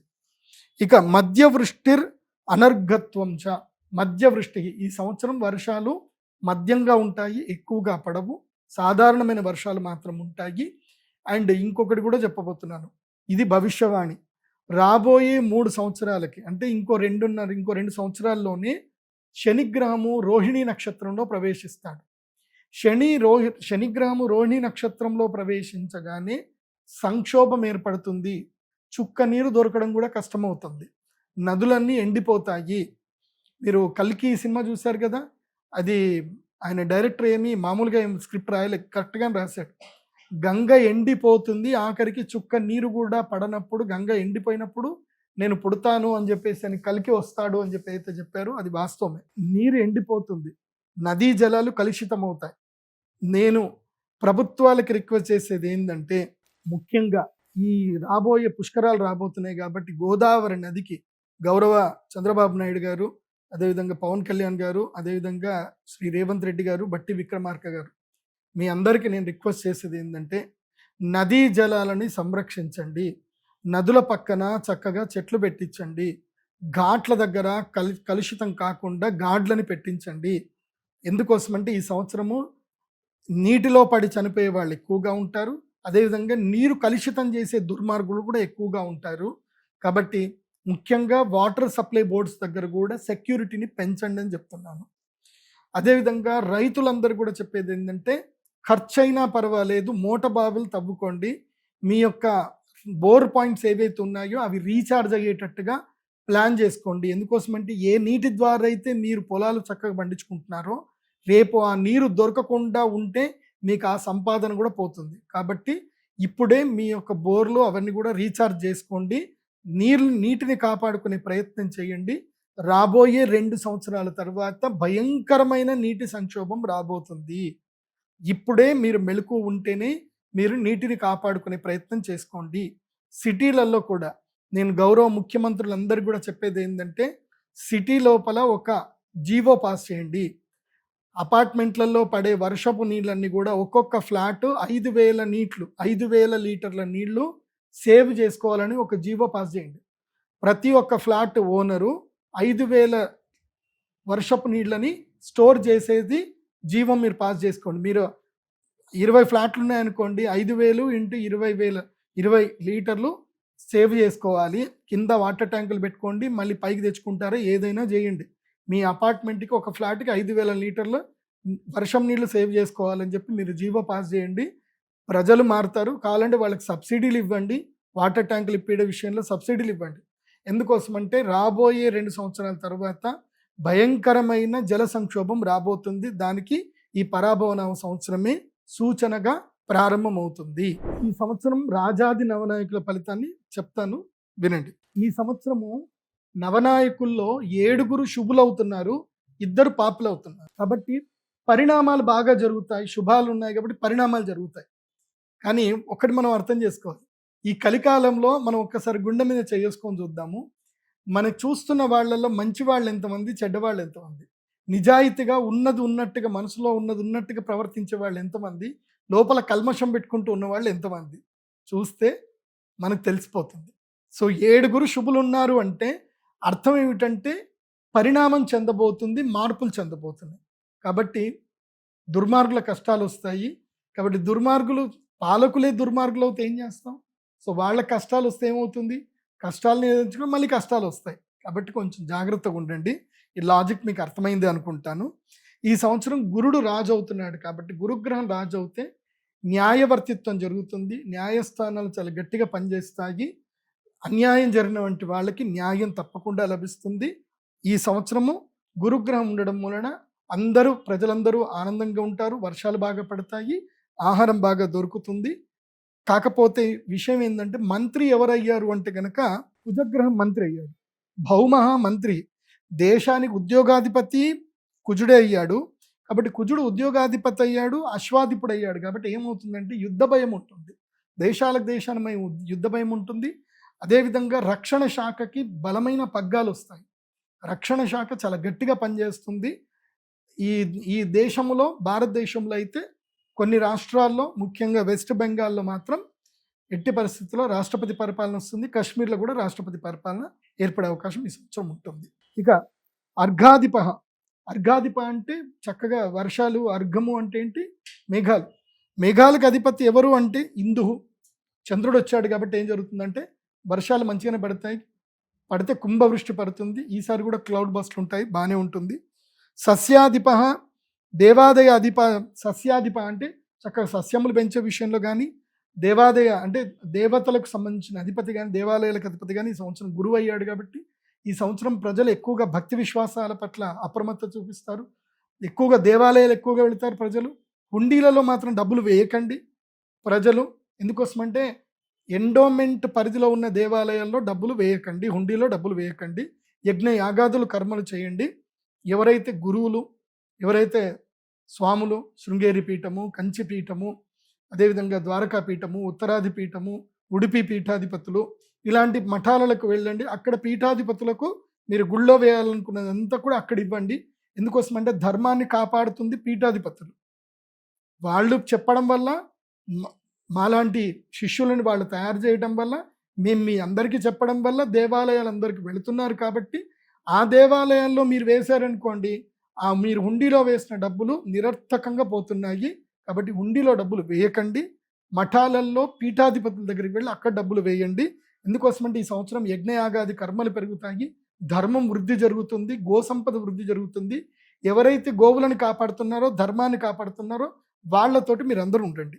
ఇక సేనాధిపతి ఎవరు అవుతున్నారు అంటే ఇందుహు. ఈ సంవత్సరము చంద్రుడే అవుతున్నాడు, సేనాధిపతి కూడా చంద్రుడే అవుతున్నాడు. కాబట్టి ఈ సంవత్సరము బియ్యం ధరలు బాగా పెరుగుతాయి, దేశవాళీ బియ్యానికి ధరలు బాగా పెరుగుతాయి, బాగుంటుంది. సైన్యం కూడా గట్టిగానే పనిచేస్తారు. ఇక పరీక్షకుడు, గ్రామ నాయకుడు గురువు అవుతున్నారు. ఇది చాలా అద్భుతము. ఈ సంవత్సరం పరీక్షించేటువంటి వాడు అంటే ఎన్ఫోర్స్మెంట్ డైరెక్టర్ ఎవరైతే ఉంటారో ఆయన గురువు ఈ సంవత్సరం. సో అందరినీ ఎగ్జామినేషన్ చేస్తాడు. ఈ సంవత్సరము గ్రామ సర్పంచులు కానీ, గ్రామాధికారులు కానీ, గ్రామ వికాసం ఏర్పడుతుంది. గ్రామంలో ఉన్న ప్రజలందరూ కూడా ఐకమత్యంగా ఉంటారు, ఉండి తమ గ్రామం లోపల సహకార సంఘాలు పెట్టుకొని ప్రజలు డెవలప్ అవుతారు. ఈ సంవత్సరం నుంచి గ్రామాల్లో అవేర్నెస్ ఎక్కువగా పెరుగుతుంది, బాగుంటుంది ఈ సంవత్సరం. తర్వాత రసాధిపుడు, తర్వాత వస్త్రాధిపుడు శని అయ్యాడు. కాబట్టి నల్లని భూములు, నల్లటి పంటలు కానీ, నల్ల నువ్వులు కానీ, మిలుములు కానీ, నల్లటి ఆహార పదార్థాలన్నిటికీ మంచి ధరలు వస్తాయి. ఈ సంవత్సరం వస్త్రాలకు ధర విపరీతంగా పెరుగుతుంది. తర్వాత గ్రామపాలకుడు, రత్నాధిపుడు ఇందు అవుతున్నాడు. ఇందుహు అంటే సూర్యుడు, గ్రామాధిపుడు సూర్యుడు అవుతున్నాడు. కాబట్టి ఇది కూడా చాలా మంచిదే. ప్రజలు బాగుంటారు, వాళ్ళందరూ కూడా కలిసికట్టుగా వాళ్ళ పనులు వాళ్ళు చేసుకుంటారు. ఈ సంవత్సరం మహిళా రాతులు ఎక్కువగా పెరుగుతారు, డ్వాక్రా సంఘాలు ఎక్కువగా పెరుగుతుంది. మహిళలందరూ కూడా కలిసి సొంతగా ఏవైతే కనుక పరిశ్రమలు పెట్టడం అనేది ఈ సంవత్సరం చాలా ఎక్కువగా ఉంటుంది. దానికి తెలుగు రాష్ట్రాల ప్రభుత్వాలు కూడా వాళ్ళకి సహకరిస్తే, బ్యాంకులు సహకరిస్తే ఇంకా మంచిది. తర్వాత ఈ సంవత్సరం వృక్షాలకు అధిపతి కూడా బుధుడు అవుతున్నాడు. కాబట్టి తుఫాన్లు ఎక్కువగా వచ్చేటువంటి అవకాశం ఉంటుంది. ముఖ్యంగా శ్రీకాకుళము, తూర్పుగోదావరి జిల్లా, విశాఖపట్నం, విజయనగరము ఈ ప్రాంతం లోపల తుఫాను ప్రభావాలు ఎక్కువగా పడేటువంటి అవకాశం ఉంటుంది. కాబట్టి ఈ సంవత్సరం తొందరగానే పంటలు వేసుకొని ఆశ్వేజ మాసం అంటే కార్తీక మాసం లోపలనే పంటలు కోసుకునే ప్రయత్నం చేయండి. తర్వాత పంటలన్నీ మునిగిపోయే అవకాశం ఉంటుంది. కాబట్టి జాగ్రత్తగా ఉండండి. అది నేను కోస్తా జిల్లాలకైతే ఇది చెప్పడం జరుగుతుంది. ఇక నీరసాధిప, ఈ సంవత్సరం కుంకుమ పువ్వు, కర్పూరం. నీరసాధిప ఎవరవుతున్నాడంటే గురుడు అవుతున్నాడు. కాబట్టి కుంకుమ పువ్వు ఈ మధ్య చాలామంది ఇళ్లలోని ఏసీలు పెట్టేసి కుంకుమ పువ్వు పెంచుతున్నారు. సుమన్ టీవీలో కూడా వీడియో చూశాను, బాగుంది. మీరు కూడా పని చేసుకోండి. కుంకుమ పువ్వు, అదేవిధంగా పుట్టగొడుగులు, ఇవి మీరు ఇళ్లలో పెంచుకోండి. ఈ సంవత్సరం చాలా డిమాండ్ ఉంది. అదేదో కొన్ని రకమైన పుట్టగొడుగులు అట కిలోకి 5 లక్షలట. అలాంటి ఏమైనా ఉండి ఇంట్లో మీరు ఏసీలు పెంచుకొని కరెంటు బిల్లు సంవత్సరం మొత్తం మీద ₹1,00,000 అయినా పర్వాలేదు. ఓ 20 కిలోలు వచ్చిందంటే చక్కగా అపార్ట్మెంటే కొనుక్కోవచ్చు, ఫ్లాట్ కొనుక్కోవచ్చు, లేదంటే ఇండిపెండెంట్ హౌస్ కట్టుకోవచ్చు. కాబట్టి పుట్టగొడుగులకు ఈ సంవత్సరం బాగా డిమాండ్ ఉంది. గురువు నీరసాధిపతి అయ్యాడు. కాబట్టి ఈ సంవత్సరము కుంకుమ పువ్వు, కర్పూరము, అగరు, చందనము, పన్నీరు, పాదరసము, తర్వాత ఉప్పు, తర్వాత పసుపు, వీటి ఉత్పత్తి బాగా పెరుగుతుంది. తర్వాత గణక సర్పాధిప, లెక్కలు పెట్టేటువంటి ఫినాన్షియల్ మినిస్టర్ ఎవరు అంటే ఈ సంవత్సరము శని అయ్యాడు. శని ఫినాన్షియల్ మినిస్టర్ అయ్యాడు అంటే కుంభకోణాలన్నీ బయటపడతాయి. ఈ సంవత్సరం భయంకరమైన కుంభకోణాలు బయటపడతాయి. 2 రాష్ట్రాల ముఖ్యమంత్రులు మారిపోతారు. 2 రాష్ట్రాల ముఖ్యమంత్రులు మారిపోతారు భారతదేశానికి సంబంధించి, మన తెలుగు రాష్ట్రాలకి అయితే కాదు. సో 2 రాష్ట్రాల్లో ఎలక్షన్స్ ఏర్పడతాయి. ఆ ఎలక్షన్స్లో ఉన్న ప్రభుత్వం పడిపోయి వేరే ప్రభుత్వం అయితే వస్తుంది. దైవజ్ఞ ఈ సంవత్సరం జ్యోతిష్య పండితులకి ఎవరు అధిపతి అంటే చంద్రుడు అయ్యారు. కాబట్టి జ్యోతిష్య విద్యలు, పరిశోధన విద్యలు వృద్ధి చెందుతాయి. ప్రజలు జ్యోతిష్యాన్ని ఎక్కువగా నమ్ముతారు. పర్లేదు, మాకు ఇన్కమ్ అయితే మంచిగానే పెరుగుతుంది. అట్లాగే వృద్ధి చెందుట, దైవభక్తి కూడా పెరుగుతుంది. రసధాతువుల యొక్క ఉత్పత్తి పెరుగుతుంది. ఈ సంవత్సరం మన భారతదేశంలో ఇప్పటిదాకా గనులు లేవు. సో నేను మీకు చెప్పేది ఏంటంటే, స్టాక్ మార్కెట్లో జింక్ రేట్ ఎక్కువగా పెరుగుతుంది, రాగి రేట్ ఎక్కువగా పెరుగుతుంది, తర్వాత వెండి రేట్ ఎక్కువగా పెరుగుతుంది, బంగారం రేట్ పెరుగుతుంది. తర్వాత చెప్తాను ఆ రేట్ ఎంత పెరుగుతుందో చెప్తా, వెయిట్ చేయండి. తర్వాత స్త్రీలకి అధిపతి ఎవరు అంటే ఈ సంవత్సరం చంద్రుడు. చంద్రుడు స్త్రీలకు అధిపతి అయితే ఎట్లా ఉంటుందంటే, స్త్రీలు విపరీతమైన చంచల స్వభావం కలిగినటువంటి వారు అవుతారు. ఇక ఉంటుంది, కష్టాలు ఎక్కువగా ఉంటుంది, మగాళ్ళకి ఎక్కువ కష్టం ఉంటుంది. ఎందుకోసమంటే స్త్రీలు ఓపికగా ఓర్పుగా ఉన్న రోజులే ఆ ఇల్లు బాగుంటుంది. స్త్రీ ఎప్పుడైతే ఓపిక నశించి, ఓర్పు నశించి చంచలంగా మారుతుందో ఆ ఇల్లు అల్లకల్లోలం అవుతుంది. కాబట్టి ఈ సంవత్సరము స్త్రీలకి చంచల స్వభావం ఎక్కువగా పెరుగుతుంది. అదేవిధంగా స్త్రీలు కామ సంక్షోభితులు అవుతారు. విచ్చలవిడితనం స్త్రీలలో పెరుగుతుంది. దాన్ని అడ్డుకున్న వాళ్ళని నానా బూతులు తిడతారు. ఇవన్నీ కూడా జరుగుతాయి. అమ్మ బట్టలు మంచిగా వేసుకోమ్మా అని చెప్తే నీకెందుకురా అని చెప్పి వాడిని నానా తిట్లు తిడతారు. ఇవి ఈ సంవత్సరం జరుగుతుంది. కాబట్టి ఎవరు కూడా స్త్రీలకు సంబంధించి ఏ మాటలు చెప్పకండి. వాళ్ళు ఇష్టం వచ్చినట్టు వాళ్ళు ఉండనివ్వండి. ఎందుకోసమంటే ప్రకృతి ఎలా చేయాలో అలా చేస్తుంది. పెరుగుట విరుగుట కొరకే. కొన్ని జరిగితే కొంతమంది కొన్ని అర్థమవుతాయి. సో మీరెవరు కూడా ఎవరికి నీతులు చెప్పకండి, ఎవరికి ఎవరు బుద్ధులు చెప్పకండి. కాలితే పడితే వాళ్ళకే తెలుస్తుంది కాబట్టి వాళ్ళని తెలుసుకోనివ్వండి. మంచిదే, వాళ్ళ ఇష్టం వచ్చినట్టు వాళ్ళు ఉండనివ్వండి అని చెప్పి చంద్రుడు చెప్తున్నాడు ఈ సంవత్సరం, నేను చెప్పట్లే. సో ఈ సంవత్సరము స్త్రీలకి అధికారాలు కూడా పెరుగుతాయి. స్త్రీలు వ్యాపారం లోపలికి వస్తారు, చాలా మంచి శుభ పరిణామం. సో వాళ్ళు వ్యాపారాలు చేస్తారు, చక్కగా వడ్డీ వ్యాపారాలు చేస్తారు, డబ్బులు విపరీతంగా సంపాదిస్తారు, రాజ్యాలు వెళ్తారు, అధికారం లోపలికి వస్తారు. మళ్ళీ ఇది కూడా ఇంకోటి చెప్తున్నాను, తమిళనాడులో మళ్ళీ ఎంజీఆర్ జయలలిత ఏదైతే గనక రాజకీయం క్రియేట్ చేశారో మళ్ళీ తమిళనాడులో అలాంటి రాజకీయం మొదలవుతుంది. వాళ్ళ పేర్లు నేను చెప్పను, మీకు తెలుసు. ఇక వర్షాలకు అధిపతి కూడా బుధుడు అవుతున్నాడు కాబట్టి ఎక్కువగా గాలితో కూడుకున్నటువంటి వర్షాలు ఎక్కువగా పడతాయి, తుఫాన్లు ఎక్కువగా వస్తాయి. అయితే ఈ సంవత్సరము వైద్య శాఖల్లో కూడా మంచి మార్పులు వచ్చేటువంటి అవకాశం ఉంటుంది. డాక్టర్లు బాగా సంపాదించుకుంటారు ఈ సంవత్సరం, అంటే రోగాలు ఎక్కువగా పెరుగుతాయని అర్థం. ఈ పరాభవనామ సంవత్సరంలో వ్యవసాయం ఇది చాలా బాగా అందరు కూడా, రైతులందరూ కూడా చూసి తెలుసుకోండి. ఇప్పుడు ఏదైతే కనుక సంక్షోభం ఏర్పడిందో, ఇప్పుడు ఆలుగడ్డ ఉల్లిగడ్డ రేట్లు అయితే ఇప్పుడు పడిపోతున్నాయి, పర్వాలేదు. కానీ ఈ సంక్షోభం ఎప్పటి దాకా ఉంటుందంటే అక్షయ తృతీయ వరకు మాత్రమే ఈ సంక్షోభం ఉంటుంది. అక్షయ తృతీయ తర్వాత మళ్ళీ నార్మల్ స్టేజ్కి వచ్చేస్తుంది. యుద్ధ తీవ్రత, యుద్ధ వాతావరణం తగ్గిపోతుంది. మళ్ళీ ఆయిల్ రేట్లు నార్మల్కి వచ్చేస్తాయి, సర్వసాధారణంగా అయిపోతాయి. కానీ ఒకేసారి ఇంపోర్ట్స్ ఎక్కువగా పెరిగిపోతాయి, ఎక్స్పోర్ట్స్ ఎక్కువగా పెరిగిపోతాయి. ఈ సంవత్సరం అక్షయ తృతీయ తర్వాత ఎక్స్పోర్ట్స్ పెరుగుతాయి. ఉల్లిగడ్డలు విదేశాలకు ఎక్కువగా వెళ్ళిపోతాయి, ఆలుగడ్డలు ఎక్కువగా వెళ్ళిపోతాయి. కాబట్టి ఏం జరుగుతుంది అని అంటే ఈ సంవత్సరము పళ్ళ ధరలు బాగా పెరిగిపోతాయి. మామిడి పళ్ళ ధరలు విపరీతంగా పెరిగిపోతాయి. అండ్ వడగళ్ళ వానలు పడతాయి. అదేవిధంగా కూరగాయల ధరలు బాగా పెరుగుతాయి. నేను ఈ భాగ్యనగరానికి సిటీస్కి దూరంగా ఉండేటువంటి రైతులకు చెప్పేది ఏంటంటే కొత్తిమీర బాగా పెంచండి, పాలకూర బాగా పెంచండి. కొత్తిమీర పాలకూర తోటి మీరు లక్షల రూపాయలు సంపాదించవచ్చు. అదేవిధంగా టొమాటో కేవలము ఒక 5 రోజులు మాత్రం రాజ్యం వెళ్తుందండి.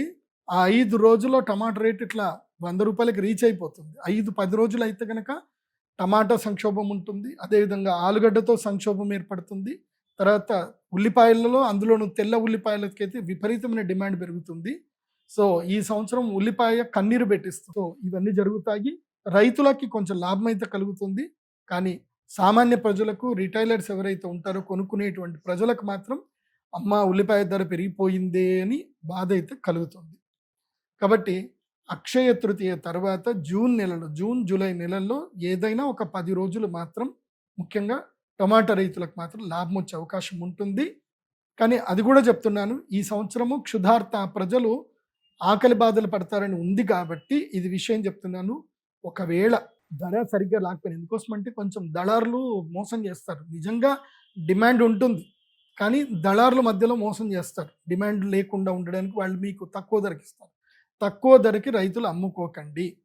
అంత అవసరం పెడితే ఆ టమాటాలు కట్ చేసేసుకొని వాటి కొంచెం ఉప్పు జల్లేసి ఎండబెట్టి పొడి చేసుకొని అమ్ముకోండి. అది కూడా మంచి 300 రూపాయల కిలో పోతుంది. కంగారు పడొద్దు. ఉల్లిపాయల ధర అయితే పెరుగుతుంది, టమాటా ధర అయితే తప్పకుండా మిమ్మల్ని కింగ్ చేస్తుంది. ఈ సంవత్సరం రైతులకి మంచి లాభదాయకంగా ఉంటుంది. కూరగాయలు, పండ్లు, ముఖ్యంగా మునగకాయలు, మునగాకులు కానీ ఆకుకూరలు కానీ పండించే రైతులకు మంచి లాభం ఉంటుంది. బ్రకోలీ అని ఒక పంట ఉంటుంది, గోబీ లాంటిది, అది కూడా మంచి లాభదాయకం ఇస్తుంది. ఈ సంవత్సరం రైతులకైతే లాభంగా ఉంది. వరి విషయంలో మాత్రం బాయిల్డ్ రైస్ మాత్రం సేల్ చేయకండి. రైతులు సొంతగానే నవారా లేదా చిట్టి ముత్యాలు లేదా రత్నచౌడి, ఇక ఏవైనా దేశవాళీ రకానికి సంబంధించిన విత్తనాలను పెట్టి పండించే ప్రయత్నం చేయండి. రైతులకు ఇది చాలా మంచిది. నేను మళ్ళీ చెప్తున్నాను, అది 160 రూపాయల కేజీ అంటే 10,000 రూపాయలకు పైగా ఒక క్వింటాల్ వెళ్తుంది.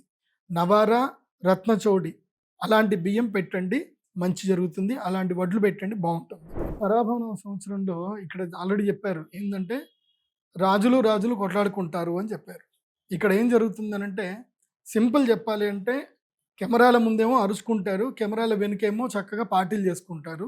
కాబట్టి సామాన్య ప్రజలు, కార్యకర్తలు ఎలాంటి రియాక్ట్ అవ్వకండి. ప్రశాంతంగా తిన్నామా, పడుకున్నామా, తెల్లారిందా, ఎవరు ఏదంటే జై అనండి, కానీ మీరు మాత్రం కొట్లాడుకోకండి. అది విషయం చెప్తున్నా. ఎందుకోసం అంటే వాళ్ళు కొట్లాడుకుంటున్నారని చెప్పి రాజులు ఎప్పుడు యుద్ధంలో దిగరు. సైనికులే యుద్ధంలో దిగుతారు. నష్టపోయేది సైనికులే. ఇది బాగా మీరు గుర్తుపెట్టుకోండి. అది కాకుండా ఇంకొక విషయం ఏమిటంటే గనక ఈ సంవత్సరము ముఖ్యమంత్రులు మారుతారు, ఉప ముఖ్యమంత్రులు ముఖ్యమంత్రులు అవుతారు. ముఖ్యమంత్రులు కొన్ని రోజుల కోసం అని చెప్పి వేరే పదవులకు వెళ్ళడమో, వేరే పనుల కోసం వెళ్ళడమో, లేదా ఆరోగ్యం బాగాలేకపోవడమో, ఇలాంటివి కొన్ని జరుగుతాయి. అదేవిధంగా తమిళనాడు రాజకీయంలో మళ్ళీ పునరావృతం అవుతుంది. తమిళనాడు రాజకీయం పునరావృతం అవుతుంది. ఎంజీఆర్, జయలలిత ఎలాగైతే ఉన్నారో అలాగే కొత్తగా ఒక నటుడు, ఒక నటీమణి, వాళ్ళు ఎంజీఆర్ గారి వృత్తాంతంని మళ్ళీ వాళ్ళు రిపీట్ చేస్తారు. తమిళనాడులో మళ్ళీ అదే రాజకీయం మొదలవుతుంది. సో భవిష్యత్తులో తమిళ రాజకీయం లోపల మళ్ళీ ఒక స్త్రీ ముఖ్యమంత్రి కాబోతుంది. దానికి ఇప్పుడు సన్నాహాలు ప్రారంభమవుతాయి. కాకపోతే ఇంకొక 7 సంవత్సరాలు పడుతుంది. 7-8 సంవత్సరాలు, 10 సంవత్సరాల తర్వాత ఆమెనే ముఖ్యమంత్రి అవుతుంది. సో ఆమె ఎవరో మీకు తొందరగా మీకు కూడా తెలుస్తుంది. చెప్తాను, అక్కడ ప్రారంభమైనప్పుడు చెప్తాను. ఇప్పుడే పేర్లు చెప్పడం వద్దు. కాబట్టి వాళ్ళు కూడా ముఖ్యమంత్రులు అయ్యే అవకాశం ఉంటుంది. మళ్ళీ తమిళనాడులో ఒక నటుడు మళ్ళీ ముఖ్యమంత్రి అయ్యే అవకాశాలు ఎక్కువగా ఉంటాయి. కానీ ఈ సంవత్సరం కాదు. ఈ ఎలక్షన్లో గెలవరు, కానీ వచ్చే ఎలక్షన్లో మాత్రం తప్పకుండా విజయ్ ముఖ్యమంత్రి అయ్యే అవకాశం అయితే ఉంటుంది. తలపతి విజయ్ ముఖ్యమంత్రి అవుతాడు, కానీ ఈ సంవత్సరం కాదు. ఎట్లాగైతే పవన్ కళ్యాణ్ గారికి ఎట్లాగైతే రాజకీయంగా కొన్ని ఒడిదుడుకులు ఎదురయ్యాయో అట్లాగే విజయ్ గారికి కూడా ఒడిదుడుకులు ఎదురవుతాయి. కానీ కనీసం ఒక లెవెల్లో ఒక 20-30 సీట్లు అయితే తప్పకుండా గెలుచుకుంటారు. ఆయన విజిల్ గుర్తు తప్పకుండా. భవిష్యత్తులో విజిల్ బాగా గట్టిగా మోగుతుంది, ఇప్పుడైతే మోగదు. అది చూసుకోవాలి. ఇంకా చెప్పాలి అని అంటే రాజకీయం లోపల భారతీయ జనతా పార్టీలో కొన్ని చీలికలు వస్తాయి. సెంట్రల్లో నుంచి కొన్ని చీలికలు వస్తాయి, కొన్ని సంక్షోభాలు ఏర్పడతాయి. మళ్ళీ ఇంటర్నల్గా దాన్ని క్లారిఫై చేసుకుంటారు, క్యూర్ చేసుకుంటారు. కాకపోతే ఏంటంటే భవిష్యత్తులో కొన్ని సంక్షోభాలు జరిగి ఈ ప్రభుత్వం ఇంకా సెంట్రల్లో బీజేపీ ఉండదేమో అన్నంతగా సంక్షోభం క్రియేట్ అవుతుంది. కానీ భవిష్యత్తులో ఎట్టి పరిస్థితుల్లో సెంట్రల్లో బీజేపీ ఉండే అవకాశం ఉంటుంది. కాకపోతే కొన్ని జరుగుతాయి కదా, చాలా సంవత్సరాలు జరిగింది కాబట్టి, ఈ సంవత్సరం పరాభవం కాబట్టి, మంచిగా లేదు కాబట్టి చిన్న చిన్న సంక్షోభాలు అయితే జరుగుతాయి. కానీ మరీ ప్రభుత్వాలు కూలిపోయేంత సంక్షోభం అయితే ఈ సంవత్సరం ఉండదు.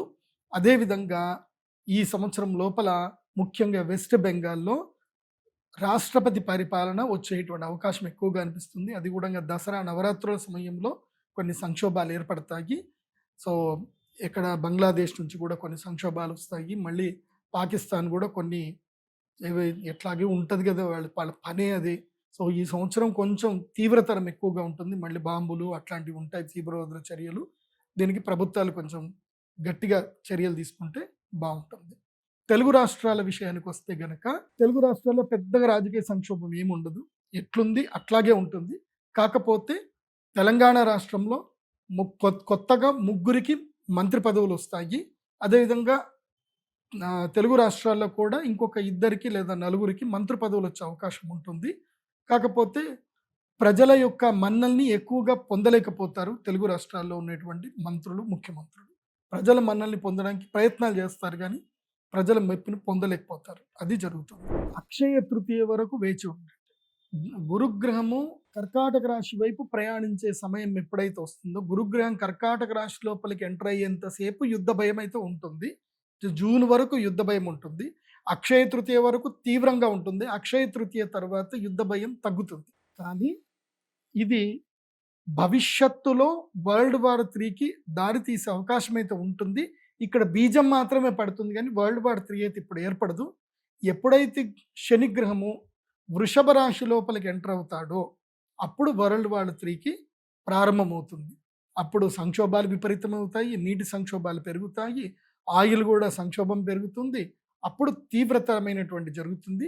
ఇప్పుడు యుద్ధము అక్షయ తృతీయ వరకు, అంటే ఏప్రిల్ 17వ తారీఖు వరకు యుద్ధం సమసిపోతుంది. మళ్ళీ నార్మల్ స్టేటస్కి వచ్చేస్తుంది. కాకపోతే ఆహార పదార్థాలు, ధాన్య విషయంలో మాత్రం యుద్ధం ఉంటుంది. మన భారతదేశానికి మాత్రం రెసెషన్ వచ్చే అవకాశం ఉంటుంది. మళ్ళీ ఇన్ఫ్లేషన్ బాగా పెరుగుతుంది. ఆర్థిక సంక్షోభం మాత్రం భారతదేశంలో ఏర్పడే అవకాశాలు చాలా ఎక్కువగా ఉంటుంది. నూనె పదార్థాలు పెరుగుతాయి, ఆహార ద్రవ్య పదార్థాలు విపరీతంగా రేట్లు పెరిగిపోతాయి. ఆయిల్ రేటు మాత్రం ఇప్పుడైతే మన తెలుగు రాష్ట్రాల్లో 110 రూపాయలు, అంటే మొత్తం కలిపి 100 రూపాయల యావరేజ్లో పెట్రోల్ ధర ఉంది కదా, ఇది మాత్రం తప్పకుండా 10% పెట్రోల్ ధరలు, తర్వాత డీజిల్ ధరలు మాత్రం పక్కా పెరుగుతాయి. దాంట్లో డౌట్ లేదు. ఇంకా యుద్ధాలు చెప్పాలంటే ఇప్పుడు రష్యా ఉక్రెయిన్ యుద్ధము ఇది నివురుగప్పిన నిప్పులాగా కంటిన్యూ అవుతానే ఉంటుంది. అదేవిధంగా ఇప్పుడు ఏదైతే యుద్ధ ప్రభావం ఏదైతే ఉందో ఇవి రాష్ట్రాలకి మధ్యన అడపాదడపా చిన్నా చితకా యుద్ధాలు అయితే కంటిన్యూగా ఉంటాయి. యుద్ధం మొత్తం ఆగిపోవడం అయితే ఉండదు. ఎక్కడో ఒక చోట యుద్ధం ఉంటానే ఉంటుంది. అది సంక్షోభం ఏర్పడుతుంది. ఇంకోటి ఏంటంటే మెక్సికోలోను ఈ అమెరికా ప్రభుత్వం, మెక్సికో అదేవిధంగా వెండి ఎక్కువగా ఎక్కడైతే లభ్యత ఉంటుందో ఆ దేశాల మీద ఆధిపత్యం పొందడానికి ప్రయత్నం చేస్తుంది. ఇప్పటి వరకు ఆయిల్ ఉండేటువంటి దేశాల మీద ఆధిపత్యం కోసం ప్రయత్నం చేసింది. నెక్స్ట్ వెండి మీద వేట ఉంటుంది అమెరికాది. అది బాగా గుర్తుంచుకోవాలి. దాన్ని బట్టి మార్కెట్లో రేట్లు మారిపోతూ ఉంటాయి. ఈ సంవత్సరము కళారంగము విస్తృతమవుతుంది, భయంకరమైన విస్తృతమవుతుంది. మీకు ఇప్పుడు ఓటీటీ ఛానల్ అంటే 1, 2, 3, 4 అని చెప్పినట్టు ఉంటాయి కదా. ఈ సంవత్సరం నుంచి ఏంటంటే ఒక్కొక్కళ్ళ మొబైల్లో 10, 15, 20 ఓటీటీ ఛానల్స్ ఉంటాయి. ఎవరికి వాళ్ళు ఓటీటీ ఛానల్ స్టార్ట్ చేసుకుంటారు, ఎవరికి వాళ్ళు సీరియల్స్ రిలీజ్ చేసుకుంటారు. దీంతో ఏంటంటే ముఖ్యంగా టీవీ రంగం, టెలివిజన్ రంగం పడిపోతుంది. టెలివిజన్ రంగంలో సీరియళ్ళు పడిపోతాయి. టీవీ అనేటువంటిది ఇంకా ఉండదు. ఇంకా దాదాపుగా టీవీ రంగం పడిపోతుంది. సోషల్ మీడియా, యూట్యూబ్, అదేవిధంగా ఏవైతే కనుక ఓటీటీ ఛానల్సే పెరిగిపోతాయి. ఇకపై టీవీ సీరియల్స్ బాగా తగ్గిపోతాయి. అవి కూడా ఓటీటీలోనే చూడడం జరుగుతుంది. సో డిష్ ఛానల్స్ తగ్గిపోతాయి, వైఫై ఛానల్స్ ఎక్కువగా పెరిగిపోతాయి. అదేవిధంగా కళాకారులకు, నటులు విస్తృతంగా పెరిగిపోతారు. ఎవరికి వాళ్ళు సొంత బ్యానర్లు ఓపెన్ చేసుకుంటారు, ఎవరికి వాళ్ళు సొంతగా డబ్బులు సంపాదించుకుంటారు. ఇకపై మార్కెట్లో కళాకారులకు ఆదరణ పెరుగుతుంది, కళాకారుల మీద ఒత్తిడి తగ్గుతుంది, కళాకారుల మీద మోసం జరగడము, వాళ్ళని ఇంకా రకరకాలుగా వాడుకోవడం అనేటివన్నీ తగ్గిపోతాయి. ఎవరికి వాళ్ళు సొంతగా వాళ్ళు డెవలప్ అయ్యే అవకాశం ఉంటుంది. ఇక నుంచి కళాకారులకు మంచి లాభాలు కలుగుతాయి, చాలామంది డబ్బులు సంపాదించుకుంటారు. ఒకప్పుడు ఒక ఊరి నుంచో ఒక ప్రదేశం నుంచో కేవలం ఒక 10-20 మంది కళాకారులు వచ్చేవాడు అంటారు. ఇప్పుడు ప్రతి ప్రదేశంలోనూ కళాకారులు పెరుగుతారు. దీనివల్ల కళారంగంలో ఇంప్రూవ్మెంట్ ఉంటుంది. కాకపోతే థియేటర్లకు డబ్బులు తగ్గిపోతాయి, థియేటర్లకు జనాలు వెళ్ళడం తగ్గుతుంది, ఓటీటీ ఛానల్స్కి ఎక్కువగా పెరుగుతుంది. దీన్ని బేస్ చేసుకొని భవిష్యత్తులో ప్రొడ్యూసర్లు ఎవరైనా ఉంటే కనుక మీరు సొంత ప్రొడక్షన్ యూనిట్లు పెట్టుకోవడం, సొంత ఓటీటీ ఛానల్స్ చేసుకునే ప్రయత్నాలు చేసుకుంటే బాగుంటుంది. యూట్యూబ్ రంగాన్ని కానీ, సోషల్ మీడియా రంగంలో కానీ, అడ్వర్టైజ్మెంట్ రంగంలో వాళ్ళకి కానీ విపరీతమైన డబ్బు లాభాలు ఉంటాయి. ఇంకా అమెజాన్, ఫ్లిప్కార్ట్ లాంటి ఇంకా ఛానల్స్, కొత్త వెబ్సైట్లు, కొత్త సెల్లింగ్ ప్లాట్ఫామ్స్ ఇంకా పెరుగుతాయి. కాకపోతే ప్రజలు మోసపోయే అవకాశం కూడా ఉంటుంది. దొంగలు ఎక్కువగా ఉంటారు కాబట్టి ప్రజలు అప్రమత్తంగా ఉండాలి. కాకపోతే ఈ సంవత్సరం నుంచి విస్తృతమైన వ్యాపారాలు, కళారంగం ద్వారా పెరిగేటువంటి అవకాశం ఉంటుంది. ఈ సంవత్సరం ప్రకృతి వైపరీత్యాలు ఉన్నాయి. ముఖ్యంగా గోదావరి నది పరివాహ ప్రాంతం వాళ్ళకి మాత్రం ప్రకృతి విపత్తులు ఉన్నాయి. ఈసారి సీమ సీమ ప్రాంతం అంటే కోనసీమ అని అంటారు కదా, ఏవైతే లంక ద్వీపాలు ఏవైతే ఉన్నాయో ఆ గ్రామ ప్రజలు చాలా అప్రమత్తంగా ఉండాలి. ప్రతి ఒక్కళ్ళు తమ ఇండ్లల్లో ప్లాస్టిక్ బోట్స్, ఇట్లా గాలి కొట్టేస్తే నిండిపోయే ప్లాస్టిక్ బోట్లు కానివ్వండి, అదేవిధంగా లైఫ్ జాకెట్స్ కానీ పెట్టుకోండి. ఈ సంవత్సరం గోదావరి నదికి వరదలు వచ్చే అవకాశం ఉంటుంది. విపరీతమైనటువంటి ఉధృతి ఉంటుంది. కృష్ణానది కాస్త తక్కువ కానీ గోదావరి నదికి చాలా ఎక్కువగా వరద ఉండే అవకాశం ఉంటుంది ఈ సంవత్సరం. అదేవిధంగా ఈ సంవత్సరము సంక్షోభం అంటే పెద్దగా ఏమీ లేదు, కానీ వర్షాలు ఒకే ఒక చోట కుంభవృష్టి కురుస్తాయి. సేమ్ పోయిన సంవత్సరం ఎట్లాగైతే పడ్డట్టుగా దాన్ని ఏమంటారు క్లౌడ్ బస్ట్లు ఏవైతే అంటారో ఆ క్లౌడ్ బస్ట్లు వచ్చే అవకాశం ఉంటుంది. తీర ప్రాంతం లోపల సముద్రము వెనక్కి వెళ్ళే అవకాశం ఉంటుంది. ఒక్కసారి సముద్రం మొత్తం వెనక్కి వెళ్ళి మళ్ళీ ముందుకు తన్నుకొచ్చే అవకాశం ఉంటుంది. కొన్ని భౌగోళికంగా కొన్ని మార్పులు వస్తాయి తీర ప్రాంతం లోపల. ఆ విషయంలో అప్రమత్తంగా ఉండండి. ఇంకోటి, మత్స్య సంపద తగ్గిపోతుంది ఈ సంవత్సరము. మత్స్య కళాకారులకు నష్టం వచ్చేటువంటి అవకాశం ఉంటుంది. కాబట్టి ఎక్కువగా దూరాలు వెళ్ళకండి. ముఖ్యంగా జాలర్లు ఎవరైతే ఉంటారో శ్రీకాకుళము, విజయనగరము, ఈ కాకినాడ, ఈ బందరు, ఈ పోర్టుకు సంబంధించి చాలామంది జాలర్లు చాలా దూరాలు వెళతారు. ఈ సంవత్సరము సంక్షోభం ఉంటుంది. మత్స్య సంపద తగ్గిపోతుంది ఈ సంవత్సరము. కాబట్టి ఆ విషయంలో అప్రమత్తంగా ఉండండి. అది కాకుండా ఈ సంవత్సరం ఎక్స్పోర్ట్స్ విషయంలో మాత్రం ఎవరైతే రొయ్యలు అవి పండించుకుంటారో వాళ్ళకి లాభదాయకంగా ఉంటుంది. ఎందుకోసమంటే సముద్రం లోపల జలచరాలు తగ్గిపోయినప్పుడు ఆర్టిఫిషియల్గా పెంచేటువంటి వాళ్ళకి డిమాండ్ పెరుగుతుంది. కాబట్టి ఈ సంవత్సరము రాస్ బిజినెస్ చేసేటువంటి వాళ్లకు మంచిగా ఉంటుంది. ఇంకా ఈ ప్రకృతి విపత్తులో భాగంగా ఈ సంవత్సరం తిరుమలలో కారు చిచ్చులు ఎక్కువగా ఉండేటువంటి అవకాశం ఉంటుంది. అడవులు భయంకరంగా తగులుబడిపోతాయి. కాబట్టి ఎండాకాలంలో అడవి ప్రయాణాలు చేయకండి. అమెరికాలో మాత్రం తీవ్రమైన సంక్షోభం ఏర్పడుతుంది. అమెరికాలో చాలా పెద్ద ఎత్తున అడవులు తగులుబడిపోతాయి. సో అమెరికా కానీ మళ్ళీ ఆస్ట్రేలియా కానీ, ఆస్ట్రేలియాలో లాస్ట్ టైం జరిగాయి. సో మళ్ళీ డూమ్స్ డే లాంటి సిచ్యువేషన్స్ 2020లో కరోనాకు ముందు ఏవైతే అగ్ని ప్రమాదాలు జరిగాయో అవి ఈ సంవత్సరం ఎక్కువగా జరిగేటువంటి అవకాశాలు ఉన్నాయి. ఇంకొకటి విషయం బాగా గుర్తుపెట్టుకోండి, ఈ సంవత్సరం విష ప్రయోగాలు ఎక్కువగా జరుగుతాయి. ఇదే ఎక్కువగా మనుషుల వల్ల జరిగేటువంటి విష ప్రయోగాలు ఎక్కువగా ఉంటాయి ఈ సంవత్సరం. స్టాక్ మార్కెట్ అంటేనే అది కదలికలు ఉంటాయి, కిందకి మీదికి రెగ్యులర్గా ఉంటాయి. దాన్ని అనాలిసిస్ చేయడం ఎవరి వల్ల కాదు. కాకపోతే నేను ఒక్క విషయం చెప్తాను, జాగ్రత్తగా వినండి. ఈ సంవత్సరం స్టాక్ మార్కెట్లో అక్షయ తృతీయ నుంచి మంచి బుల్ మార్కెట్ ఉంటుంది. అక్షయ తృతీయ తర్వాత జూన్ నుంచి ఇంకా భయంకరమైన బుల్ మార్కెట్ ఉంటుంది.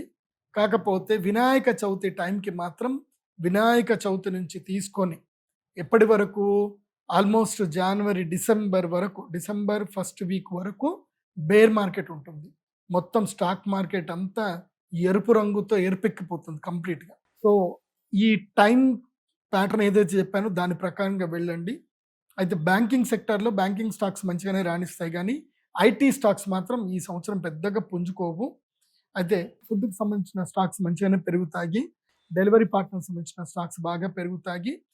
అదేవిధంగా సిల్వరు, ఎలక్ట్రానిక్స్, ఎలక్ట్రికల్ రంగానికి సంబంధించిన స్టాక్స్ బాగా పెరుగుతాయి. ముఖ్యంగా వైర్లు తయారు చేసేటువంటి ఏదైతే ఉంటుందో కాపర్ వైర్స్ కానివ్వండి, తర్వాత ఈ సోలార్ ప్యానల్స్ తయారు చేసేటివి కానివ్వండి, తర్వాత ఐటీ హబ్ రిలేటివ్ ఏవైతే డేటా సెంటర్లు రన్ చేస్తాయో వాటి రిలేటెడ్గా స్టాక్స్ మాత్రం మంచి లాభాలు ఇస్తాయి. ఈ సంవత్సరము ఉగాది వరకు మాత్రమే, అంటే ఇప్పుడు ఎట్లా ఉగాది చెప్తున్నాను కాబట్టి ఈ ఉగాది అయిన తెల్లారి నుంచి మాత్రం వెండి ధర 3 లక్షల రూపాయల కేజీకి పైనే ట్రేడ్ అవుతుంది తప్ప దానికైతే కింద ట్రేడ్ అవ్వదు వెండి అయితే. అంటే స్టాక్ మార్కెట్ ఎంసీఎక్స్ మార్కెట్ చూస్తే 2,85,000 నుంచి 2,90,000 స్ట్రాంగ్ సపోర్ట్ జోన్కి వెళ్ళిపోతుంది ఉగాది తర్వాత. దానికన్నా కింద పడుతుంది, కానీ ఎప్పుడు పడుతుంది అని అంటే ఆ సపోర్ట్ జోన్ 2,67,000 సపోర్ట్ జోన్కి రీచ్ అవుతుంది. ఎప్పుడు అంటే ఏదో ఒక్కరోజు భయంకరంగా పడి అట్లా రీచ్ అవుతుంది. ఎవరైనా తక్కువలో కొనాలి అనుకుంటే 2,65,000కి కింద వెండి ఉన్నప్పుడు ధైర్యంగా మీరు చూసి కొనుక్కోవచ్చు. కానీ 3 లక్షల రేటు మాత్రం వెండి దాటుతుంది.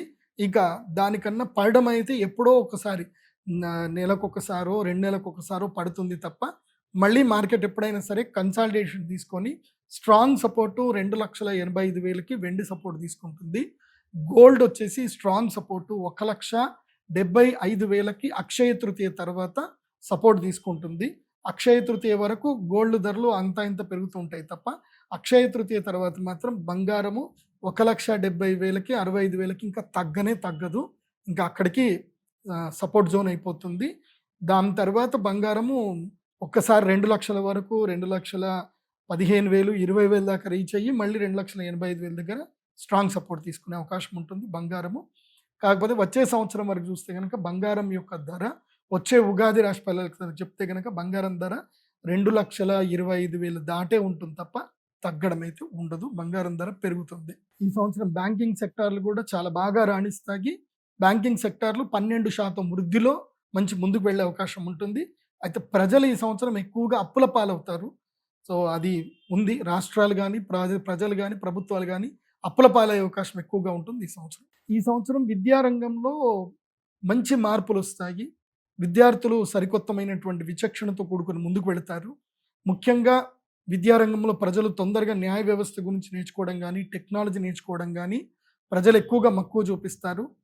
విద్యార్థులు ముఖ్యంగా మార్కుల వెంట పడకుండా తమ యొక్క టెక్నాలజీ స్కిల్స్ ఎక్కువగా డెవలప్ అయ్యేటట్టుగా విద్యార్థుల్లో ఒక మంచి అవగాహన ఏర్పడే అవకాశం ఉంటుంది.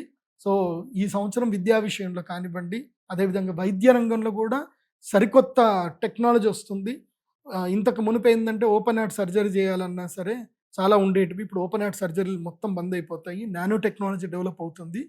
చిన్న ట్యాబ్లెట్ లాంటిది ఇంజెక్షన్ లాగా ఇస్తారు. చిన్న ట్యాబ్లెట్ ఇస్తారు. ఆ రోబో లోపలికి వెళ్ళిపోతుంది. మొత్తం హార్ట్ బ్లాకేజెస్ అంతా నీట్గా క్లీన్ చేసేసి బయటకు వచ్చేస్తుంది. సో ఫ్యూచర్లో nano technology, nano robots AI తోటి వస్తున్నాయి. సో అవే మాన్యువల్కి వెళ్ళిపోయి ఎక్కడెక్కడ ఏమున్నాయో చక్కగా డాక్టర్లు వీడియో గేమ్ ఆడడం స్టార్ట్ చేస్తారు. సో మంచిగా కెమెరా పెట్టేసుకొని వీడియో గేమ్ లాగా దాన్ని ముందుకు తీసుకెళ్ళి అక్కడ ఏవైతే ప్రాబ్లమ్స్ ఉన్నాయని సాల్వ్ చేస్తారు. అండ్ ఇన్ ఫ్యూచర్లో కిడ్నీ స్టోన్తో బాధపడే వాళ్ళకి కూడా పెద్దగా ప్రాబ్లం ఏం రాదు. కిడ్నీ దగ్గర కూడా ఏదైతే యురేత్రా లోపల చిన్న రోబో పంపించేస్తారు. అది వెళ్ళిపోయి మంచిగా కిడ్నీ స్టోన్ అంతా అది బంద్ చేసి బయటకు వచ్చేస్తుంది. నొప్పి లేకుండా కిడ్నీ స్టోన్ ట్రీట్మెంట్ కూడా జరిగిపోతుంది.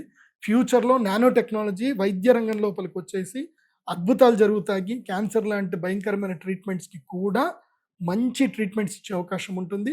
ఫ్యూచర్లో ఎంత నానో టెక్నాలజీ వస్తుందంటే ఎట్లాగైతే కనుక క్యాన్సర్ సెల్స్ని డామినేట్ చేయడానికి ఏఐ లాంటి కొన్ని సెల్స్ని వాళ్ళు తయారు చేస్తారు, రోబో సెల్స్ని.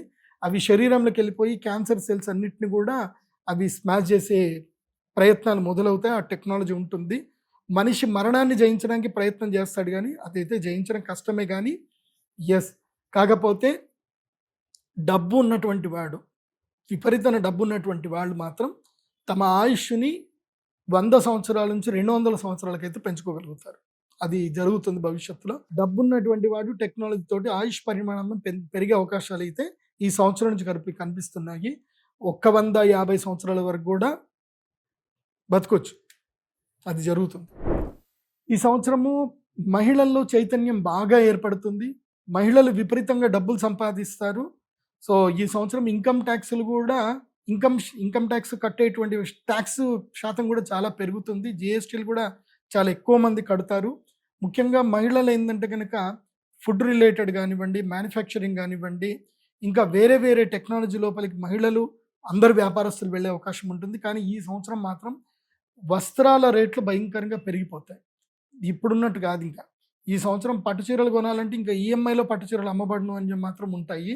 సో ఆ రేంజ్ లోపలికి చీరల రేట్లు వెళ్ళిపోయే అవకాశం ఉంటుంది. అంటే ఖరీదైన పట్టు చీరలు ₹1,00,000 పైన వెళ్ళిపోతాయి. సో ఒకప్పుడు ఈ సంవత్సరము 30,000కి 40,000కి దొరికిన పట్టు చీర ఇప్పుడు మాత్రం అంటే 2025కి 26 కనుక చూస్తే 15-20% బట్టల రేట్లు పెరిగిపోతాయి. చిన్నపిల్లల బట్టలు కొందామంటే ఇంకా క్రెడిట్ కార్డ్ తోటి ఈఎంఐలు కట్టాల్సిన పరిస్థితి అయితే ఏర్పడుతుంది.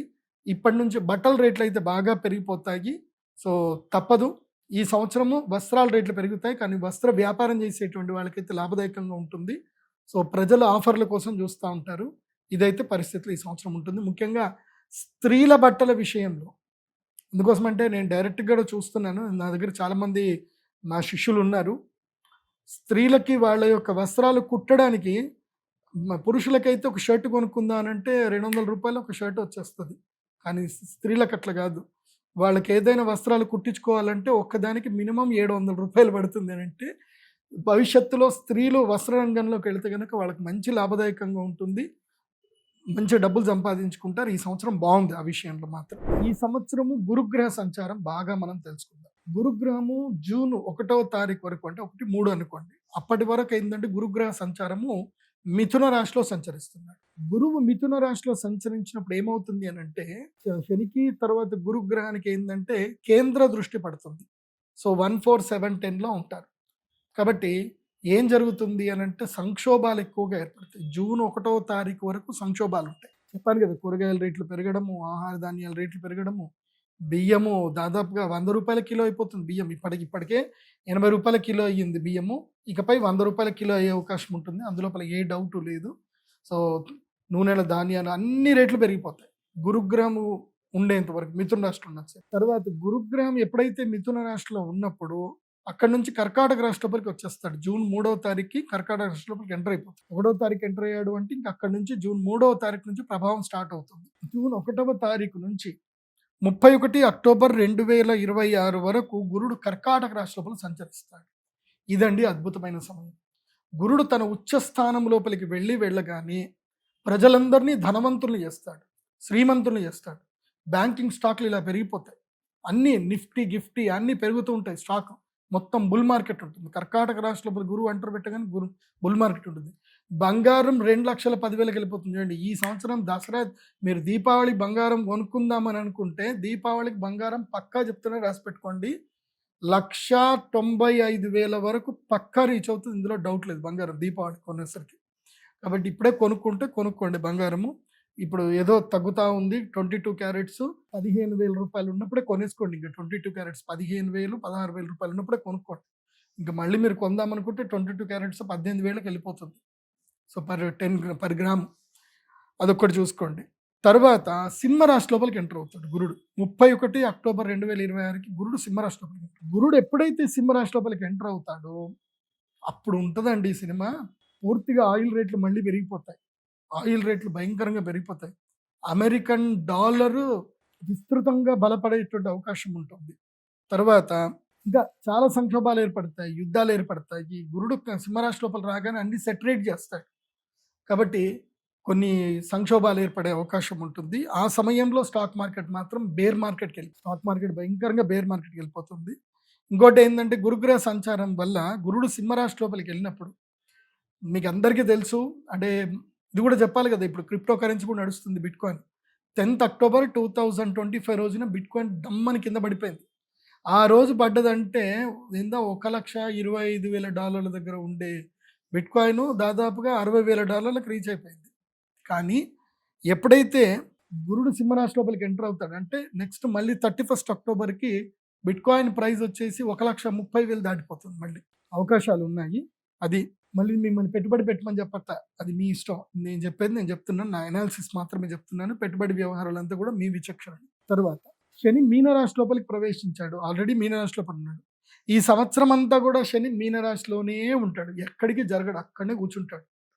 కాబట్టి శని మీనరాశిలో సంచరించిన రోజులు జలప్రళయాలు, నౌకా ప్రమాదాలు, అదేవిధంగా నీటి ప్రమాదాలు, నీరు కలుషితం అవ్వడము, తర్వాత రసాలు, నీరసాలు అంటే లిక్విడ్కి సంబంధించిన ఇనుము ధర పెరగడము, సిమెంట్ ధర పెరగడము, తర్వాత ఆయిల్ ధరలు పెరగడము, తర్వాత వెండి ధర పెరగడం, బంగారము, అన్నీ మొత్తం భూమి ధాతువుల ధరలన్నీ కూడా సామాన్యులకు రీచ్ కానంత దూరంగా పెరిగిపోతాయి. సో స్టీల్ రేట్లు కూడా భయంకరంగా పెరిగిపోయే అవకాశం. ఇక రాహువు కుంభరాశిలో సంచరిస్తున్నాడు. రాహువు కుంభరాశిలో సంచరిన రోజులు ఏం జరుగుతుంది అనంటే మిత్రద్రోహాలు ఎక్కువగా జరుగుతుంది. ఫ్రెండ్షిప్ మీద వాల్యూస్ ఉండవు. ఫ్రెండ్ కొట్లాడుకుంటారు. ఫ్రెండ్ అంతగా ఇవన్నీ చెప్పుకుంటారు, మోసాలు చేసుకుంటారు. సో ఆ డైలాగ్ని ఎవరైనా కొట్టారనుకోండి, ఆ ఫ్రెండ్ వాళ్ళు ఈ ఫ్రెండ్ వాళ్ళు నేను ఫ్రెండ్ని అంటే ఓకే, నేను ఆ ఫ్రెండ్ని ఆ ఫ్రెండ్ నన్ను మోసం చేశాడు కాబట్టి ఈ ఫ్రెండ్షిప్ లేదు అని చెప్పండి. ఫ్రెండ్షిప్లో డబ్బులు ఇచ్చుకోకండి. సో బంధు మిత్ర కలహము, శత్రుభయము, రోగపీడ, ధనవ్యయము, తర్వాత బంధనం, ఇవన్నీ కూడా రాహు ఉండడం వల్ల జరుగుతుంది. కాబట్టి ప్రజలు ఎక్కువగా మోసపోతారు. మోసగాళ్ళకి ఇది పెట్టిన సమయం ఇది. నిజంగా చెప్పాలంటే ఇది. ఎవడైనా మోసం చేయడమే క్రైమే వృత్తిగా ఎంచుకున్నాడు మాత్రం విపరీతంగా డబ్బులు సంపాదించుకుంటారు. అదేవిధంగా క్రిమినల్స్‌ని పట్టుకునే వాళ్ళు కూడా బాగా డబ్బులు సంపాదించుకుంటారు. మధ్యలో ఎవడైతే మోసపోతాడో వాడికి మాత్రం ఏమీ దొరకదు. దొంగల్ని పట్టుకునే వాళ్లకు డబ్బులు దొరుకుతాయి దొంగల నుంచి. మోసం చేసే వాళ్ళకి సామాన్యం నుంచి డబ్బులొస్తాయి. కానీ మోసపోయిన వాడికి మాత్రం న్యాయం దొరకదు. బాగా గుర్తుపెట్టుకోండి. అర్థమవుతుందా? సో, వాళ్ళిద్దరూ బావుంటారు. మధ్యలో మీరే నష్టపోయేది. కాబట్టి అత్యాశ పడకండి. తర్వాత కేతువు సింహరాశిలో సంచరించిన రోజులు విద్యార్థులకు మంచి గుర్తింపు వస్తుంది. కేతువు ఏందంటే సింహరాశిలో వెళ్ళగానే ఏందంటే రీసెర్చ్‌లో డెవలప్‌మెంట్స్ బాగా పెరుగుతాయి. సో, నానో టెక్నాలజీ పెరుగుతుంది. ఇందాక చెప్పాను కదా! డ్రోన్ టెక్నాలజీ పెరుగుతుంది. చాలామంది డ్రోన్స్ వాడతారు. సో, వ్యవసాయం లోపలికైతే మంచిగా టెక్నాలజీ మంచి ఇంప్రూవ్‌మెంట్ వస్తుంది. అదేవిధంగా వైద్య రంగంలో కూడా టెక్నాలజీ మంచి ఇంప్రూవ్‌మెంట్స్ వస్తాయి. ఇది గ్రహ సంచారం బట్టి. ఎందుకోసమంటే ఈ 4 గ్రహాలు ప్రధాన సంచారం. సూర్యుడు, శుక్రుడు, గురుడు, బుధుడు వీళ్ళు మారుతానే ఉంటారు. చంద్రుడు రోజు మారుతా ఉంటాడు. కాబట్టి వాళ్ళవి నేను ప్రతి నెల ఈసారి సుమన్ టీవీలో రాశి ఫలాలు ఇచ్చే ప్రయత్నం చేస్తాను. ప్రతి నెల ఫస్ట్ వీక్‌లో మాత్రం రాశి ఫలాలు వస్తాయి. సో, గీతాంజలి గారితోటే చేస్తాను.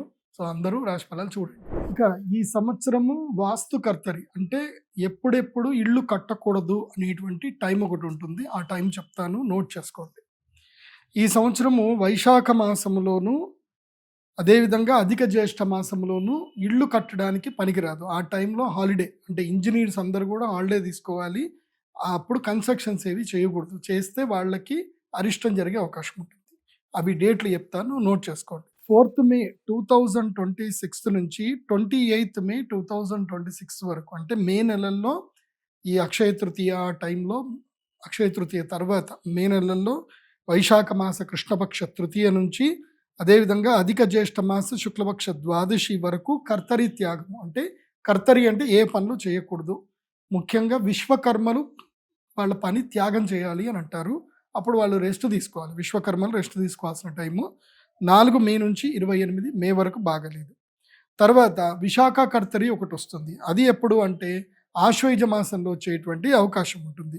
ఇది 6 నవంబర్ 2026 నుంచి 19 నవంబర్ 2026 వరకు మళ్ళీ కర్తరి త్యాగం ఉంటుంది. అంటే ఆ టైంలో గనక కర్తరి ప్రవేశం అవుతుంది కాబట్టి 6th నవంబర్ 2026 నుంచి 19 నవంబర్ 2026 వరకు 19th నవంబర్ వరకు కర్తరి ఉంటుంది కాబట్టి అప్పుడు కూడా ఇల్లు కట్టడానికి పనికిరాదు. కొంతమంది గృహప్రవేశాలు కూడా చేయొద్దని అంటారు. బట్ మీ దగ్గరలో ఉండేటువంటి శాస్త్ర పండితుల్ని సంప్రదించి గృహప్రవేశాలు ఏమైనా కావాలి అని అంటే చేసుకోవచ్చు. ఇక ఈ సంవత్సరం పెళ్లి ముహూర్తాల విషయంలోకి వస్తే ఈ సంవత్సరం కొంచెం మనకి లక్ మంచి టైం అని చెప్పాలి. ఎందుకోసం అంటే ఈ సంవత్సరము మంచి మాసములో మూఢాలు ఏమి రాలేదు.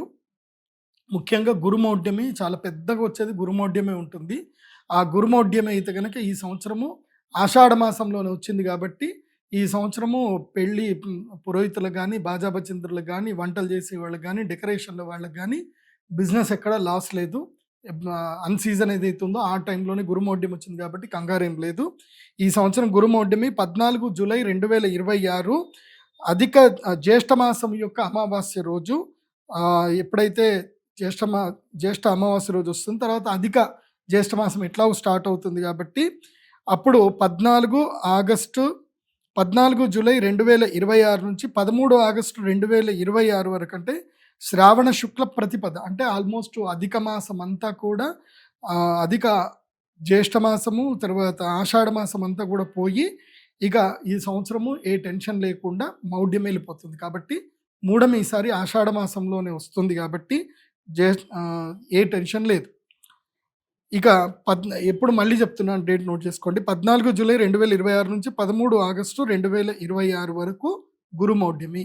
ఇక శ్రావణ మాసంలో పెళ్ళిళ్ళు ఉంటాయి. తర్వాత మళ్ళీ శుక్రమౌఢ్యం ఒకటి వస్తుంది. అది 10 రోజులు వస్తుంది. మెయిన్గా దసరా అయిపోయిన తర్వాత వస్తుంది. దసరా టైంలో వస్తుంది. 19 అక్టోబర్ 2026లో ఆశ్వయుజ శుక్ల అష్టమి. సో 19 అక్టోబర్ అంటే దసరాకి 2 రోజుల ముందు దుర్గాష్టమి రోజు శుక్రమౌఢ్యం మొదలవుతుంది. కాబట్టి దుర్గాష్టమి నుంచి మొదలయ్యి 29th అక్టోబర్ 2026 వరకు అంటే కృష్ణపక్ష ఆశ్వయుజ కృష్ణపక్ష చతుర్థి వరకు అంటే సంకష్టహర చతుర్థి వరకు మాత్రమే ఉంది. కాబట్టి ఈ మధ్యలోనే అమ్మవారి యొక్క నవరాత్రులు అయిపోతాయి, మనకి కోజాగిరి పౌర్ణమి అయిపోతుంది. కాబట్టి జస్ట్ ఒక 10 రోజులు మాత్రమే ఈ శుక్రమౌఢ్యం ఉంది. అప్పుడు ఎట్లాగో పెళ్లి ముహూర్తాలు ఏమీ లేవు కాబట్టి అందరికీ మంచిదే. ఆ తర్వాత పెళ్లి ముహూర్తాలు మొత్తం ఈ సంవత్సరం అంతా గట్టిగా పెళ్లి ముహూర్తాలనే. ఈ సంవత్సరం ముహూర్తాలు అన్నీ ఉన్నాయి. ఈ సంవత్సరము చైత్ర మాసము, వైశాఖ మాసము, అదేవిధంగా జ్యేష్ఠ మాసములు, అధిక జ్యేష్ఠ మాసం వచ్చింది కాబట్టి అది తీసేసి నిజ జ్యేష్ఠ మాసంలోనూ పెళ్లి చేసుకోవచ్చు.